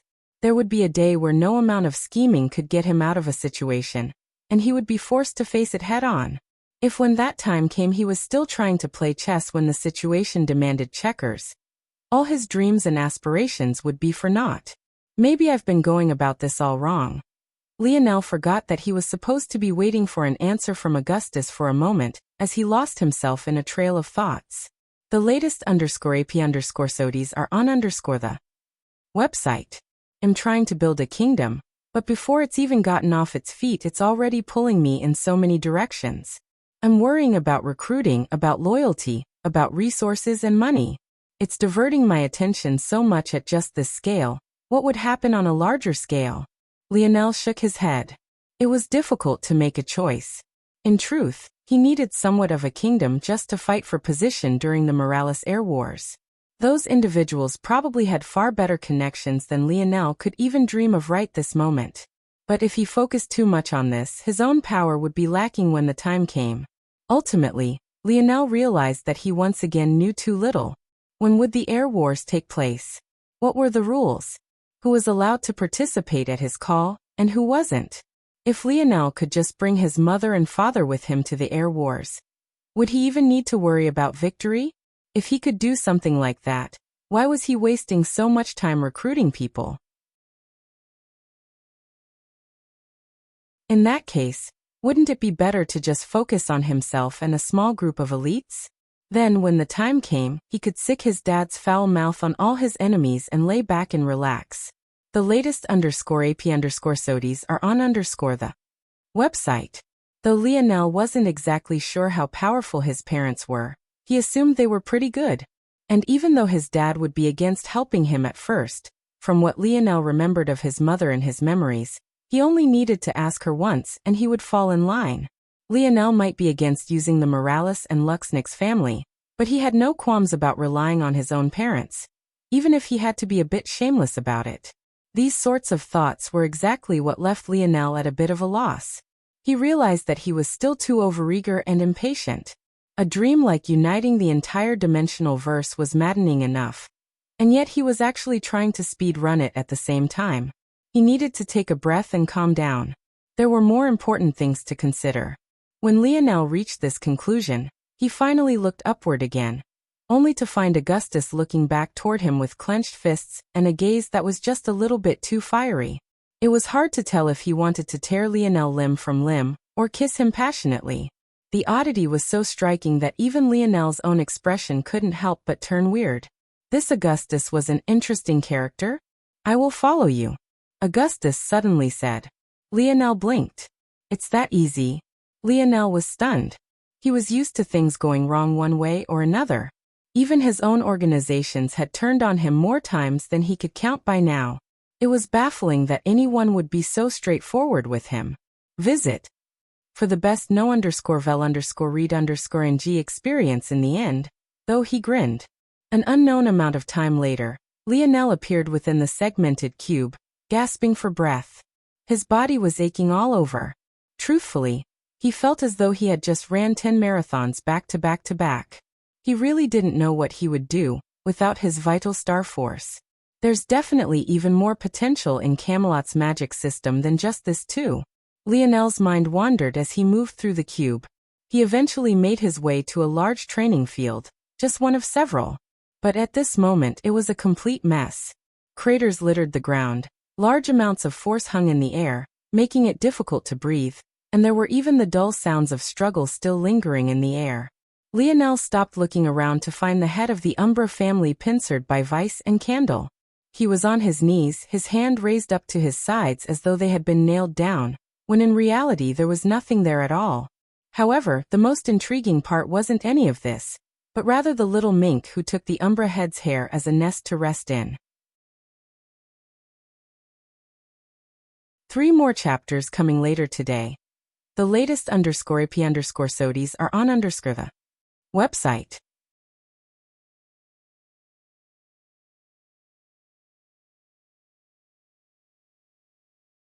Chapter 1083. Yip. Yip. Little Black Star suddenly shot up, springing off of Silem's head and into Lionel's arms. Lionel smiled lightly, chuckling at the little guy's antics. Even after absorbing all of that blood, Little Black Star appeared to be the exact same with no change to his size or his demeanor. But Lionel had a feeling that this was all due to the silver tablet. A few days ago, Lionel realized that if the root of the silver tablet's abilities was to break convention, then didn't that mean it could also shorten the 13 months Little Black Star needed down as well? But Lionel realized then that he had underestimated the silver tablet a bit too much. Not only was it able to cut down the time to a mere fraction of the original 13-month period, but it was also able to help Little Black Star reach a state of perfect integration. What did this mean? It meant that the current Little Black Star wasn't a mutated beast. Even if the foremost experts of the dimensional verse examined the little guy now, they would conclude that he had been born with all the talent he currently had now. This sort of integration was far beyond what even the segmented cube could accomplish with its original 13-month span. This also made Lionel realize another important thing. If the silver tablet could do this for Little Black Star, it meant that it could also do so for himself. His path toward upgrading his snowy star owl lineage factor wasn't as far away as he thought it was initially. Of course, it took Lionel giving up a lot of the resources he traded to the 8-eye branch to accomplish this, but it was more than worth it. Not only would Little Black Star's future be far brighter, but the little guy was now the bane of the Umbra family's existence. The suppression Silem faced was twofold. Not only was his Shadow Fox bloodline suppressed in the face of a stronger beast, but his darkness affinity was practically useless. The latest _AP_SODIES are on the website. Then on top of that, He actually had to face two savants at the same time, one which could reflect all of his clearly weakened attacks, and another that could lock him in place or make it near impossible to move with any sort of freedom. Just like that, maybe the most powerful head after Belize fell. The most baffling part was that Lionel hardly raised a hand and ended up killing them both with ease. Even now, Xylem could only shake his head. They knew from the beginning that Earth had a high chance of producing savants, but their report showed that there weren't any. A high chance didn't mean a guarantee, so they had moved forward with that reassurance. Little did they know that Earth had simply hidden it too well. When Terrain attacked Dark Cloud Prison, they hadn't done it with savants in mind. They had only wanted to release talented people with a vendetta against Earth. They were even more clueless about it all than the Umbra and the other families were. The simple truth was that they had underestimated and looked down on Earth too much. Even to the final moment, he had actually jumped headfirst into a trap and delivered himself directly to Lionel. Toward such a thing, he could only feel embarrassed. "I don't have anything to tell you, just kill me." Lionel almost couldn't refrain from rolling his eyes. Visit. For a better user experience, is this some sort of third-rate movie? Can't you say something more original than that? Xylem's brow furrowed. Movie. What the hell was that? And why did he feel the sudden need to punch Lionel in the nose? Killing you would probably give me the least trouble, but I have a small friendship with Radley, so I thought I would at least try to speak with you first. We have nothing to speak about, Xylem said coldly. Oh, nothing? So you don't care about this little mink in my arms that could probably eradicate your entire family on his own, just by virtue of his suppressive effect on you all? Xylem's brow furrowed. I think I would be fairly justified in going to your Umber Galaxy and wreaking some havoc. After all, your people saw it fit to do that with Earth, right? Xylem remained silent. There was simply nothing to say. The two of them simply had vastly different perspectives on things, and Xylem didn't feel that any one of them was wrong. He would just have to trust those who remained to find a way to survive. Well, I could do that. Or I could release you. Visit. For a better user experience, Xylem's expression warped. If he could survive, he would very much like to. Who wouldn't? But right now he just felt like Lionel was just playing with him. Don't be so quick to think him lying. In truth, I have dreams that are quite big, and am trying to look into the future. A family like your Umber family, already well versed in the art of assassination, would be greatly useful to me. My Umber family doesn't work for others. I know you don't work for others. Ever since your split from the Three-Finger Cult, right? Xylem's expression changed violently, his gaze snapping up to meet Lionel's. How the hell do you know that? Well, I didn't. Until just now anyway. Lionel smiled and shook his head. Now look, your cliché lines are rubbing off on me. You the latest _AP_SODIes are on _th website. Xylem wasn't a fool. He couldn't be goaded into admitting such a thing. The issue was that there shouldn't be anyone who could even take a guess at this to begin with. It was similar to someone being so shockingly and overly specific that it couldn't possibly be that they weren't already certain of the answer. The mere fact that Lionel had asked such a thing meant that he was already at least 90% sure of its possibility. The issue was obvious, though. How the hell did Lionel know something like this?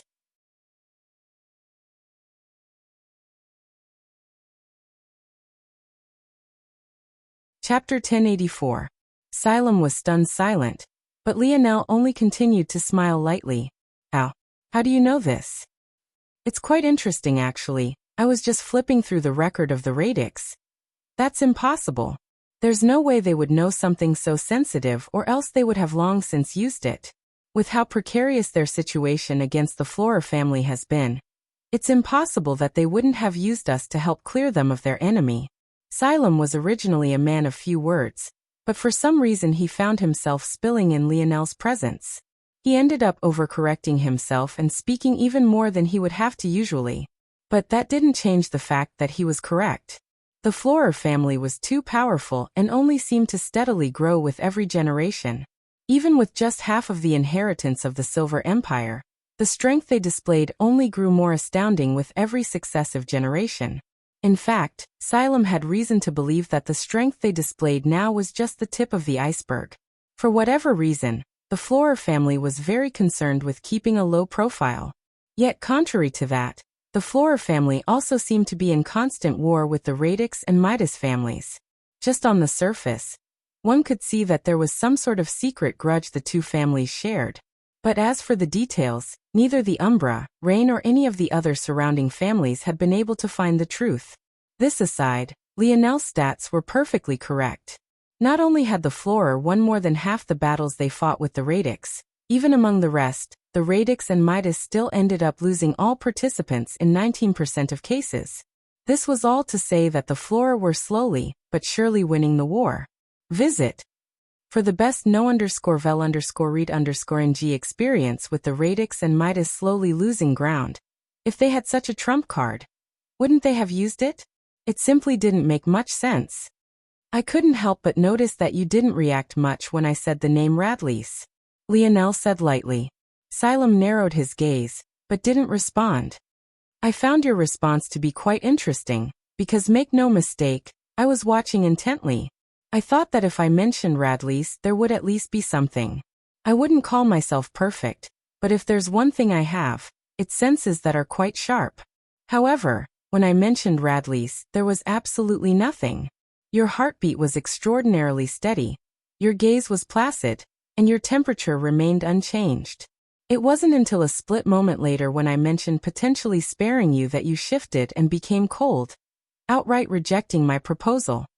I found that reaction to be quite fascinating.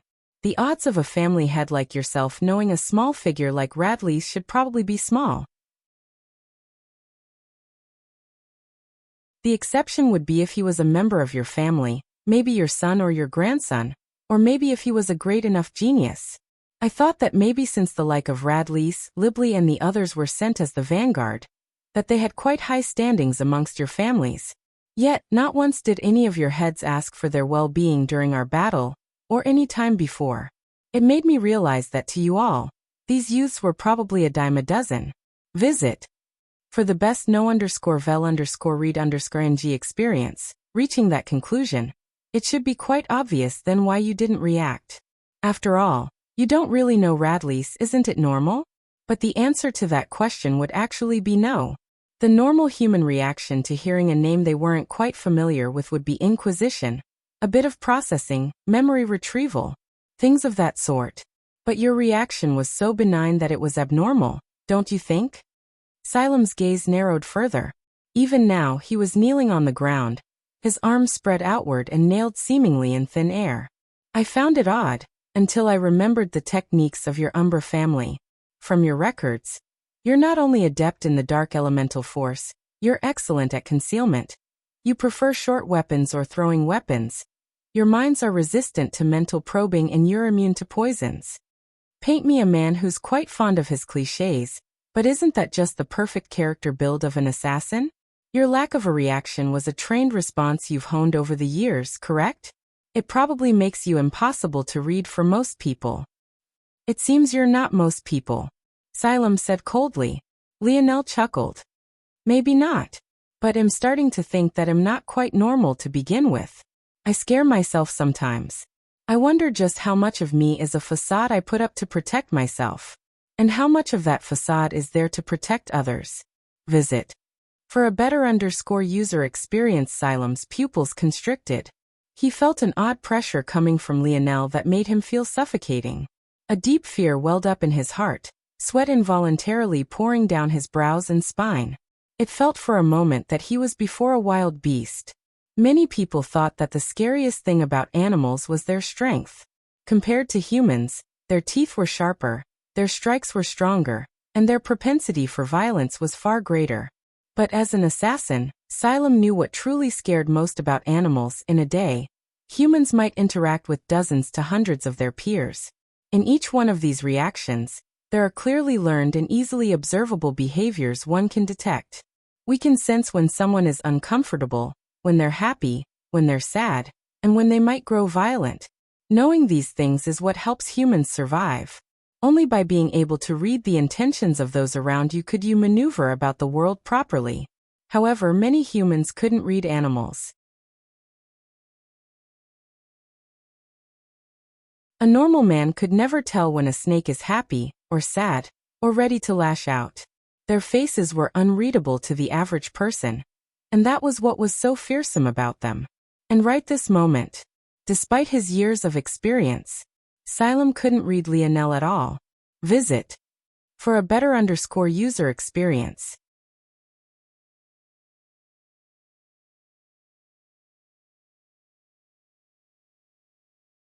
Chapter 1085. Anyway, Lionel continued with a smile. It's obvious to me now that you clearly know of Radlease. Your trained lack of a response likely means that not only do you know him, but that he's also important to you. It's either that he's related to you, or that you sent him here to do something important. The answer is more than likely both. What I've been baffled about for the longest time, though, is the fact that Radlease would come here and join Valiant Heart Mountain of all places. It never really made much sense to me. The only logical reason I could come up with was maybe that your Umbra family had taken a fancy to the Valiant Heart Mountain's Valiant Pillars. That seemed to be an adequate enough reason. But it simply came with too many holes. With your family's concealment abilities, wouldn't it just be easier to sneak in and snatch the treasure for yourself? What would be the point in sending a young man like Radlease who, at the time, was merely in the fourth dimension? It seems quite counterintuitive and like a grand waste of time. Then there was the fact that Radlease's actions were quite odd in and of themselves. During the first trial for new entries, his performance was good, but it wasn't top tier. He didn't manage to climb very high and was actually outclassed by a few others. Knowing his true talent now, he had clearly been holding back to quite a large extent. After Radlease entered the organization, he seemed to be quite aimless as well, doing nothing much other than chasing girls. There was even a point he joined a crafters guild despite the fact he wasn't a crafter in the slightest. By all measures, it seemed like he wasn't doing much at all. Or maybe that he was rather waiting for something visit. For the best no_vel_read_ing experience. And that was when the selections rolled around. I missed Radlease's performance due to some reasons. Lionel almost couldn't stop himself from smiling as he remembered the reason he missed Radlease's battle was because he was having his own battle with Aina. But that was neither here nor there. But to my surprise, he actually managed to gain one of the slots to enter the Valiant Heart Zone. To think, he had gone from not even being the best among the freshman recruits, to suddenly claiming a place among the seniors. Quite baffling, don't you think? However, you could say that I didn't really have the mind to care about such things. His purpose had nothing to do with me and I was still busy chasing skirts. But that didn't change the fact that he surprised me once again by actually being among the few to survive the entire 2-year period. At this point, though, I didn't really have much of anything. Lionel shrugged. I had a suspicious person, but nothing to show for it. Of course, Lionel was lying through his teeth. Even back then, he had already connected Radlease's appearance to the odd ring he had found that day in the mining tunnels, and his eventual run-in with the silver tablet in the Valiant Zone. The issue was that he had no real proof. There was no way of him confirming or denying such a thing, and it merely seemed like two coincidences coinciding with one another. Visit. For a better user experience, however, Lionel had already decided that he would be releasing Xylem after today. Once he did, too many things would be out of his control. So the less Xylem knew, the better. In that case, it was in Lionel's best interest to manipulate the truth behind his deductions a bit, and mix in some lies with the truth. Even before a veteran assassin like Xylem, Lionel had no fear about blatantly lying to his face, nor did such a proposition make him nervous. At least, I had nothing to show for it until I read a curious report the Radix had gathered on this galaxy's Valinor family. Xylem's jaw clenched. But even if he wanted to move, he couldn't do so. The Valinor family is quite interesting. According to the people of the Milky Way, they are one of the 3 most powerful families of planet Krars.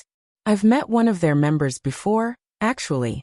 In fact, she insulted a woman that I quite liked the first time she met her. Her name is Balthorn Valinor. Interestingly enough, when Radlease met her, he was quite enamored by this Balthorn character as well. Of course, Radlease is quite the pervert. He reminds me a lot of my brother Gil, so it seemed to be quite in character for him. After all, Balthorn was quite voluptuous and she wasn't shy about showing off her assets. But finding a report on the Valinor family within the Radix family's records triggered another memory for me. During the freshman trial, there was a battle for golden tags, in which I participated. At one point in that battle, dozens of individuals managed to sneak up on me without a single sound, not even alerting me. Visit. For a better user experience, you may not understand how shocking this is, but I certainly did. Back then, I had already awakened the wisdom branch of my snowy star owl lineage factor, so my mind was in the fifth dimension. A fourth-dimensional existence being capable of dodging my detection was quite baffling. Back then, I brushed it off quite easily. I was ignorant and felt it would be ridiculous if there was absolutely nothing that could make me falter. But as I learned more about the dimensional verse and where I stood within it, I realized more and more how baffling the situation from back then had been. Silem's brow furrowed. Lionel mentioned the snowy owl was shocking enough for him, but the rest of this? Patience, patience. I know you don't quite understand what the point of me telling you all this is, but I promise it all ties in together. When that group surrounded me and my then partner, I noticed that there was one individual among them that I recognized. In fact, despite her inconspicuous appearance among them, my intuition told me that she was the impetus behind it all. Do you know who she was?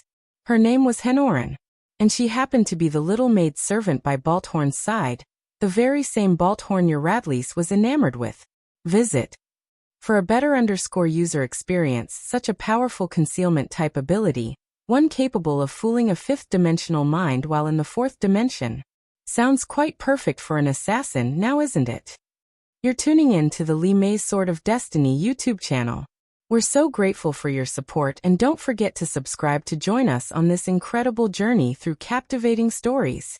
Your generosity through donations truly makes a world of difference, as it's the primary source of revenue that allows me to expand and enhance this channel for you.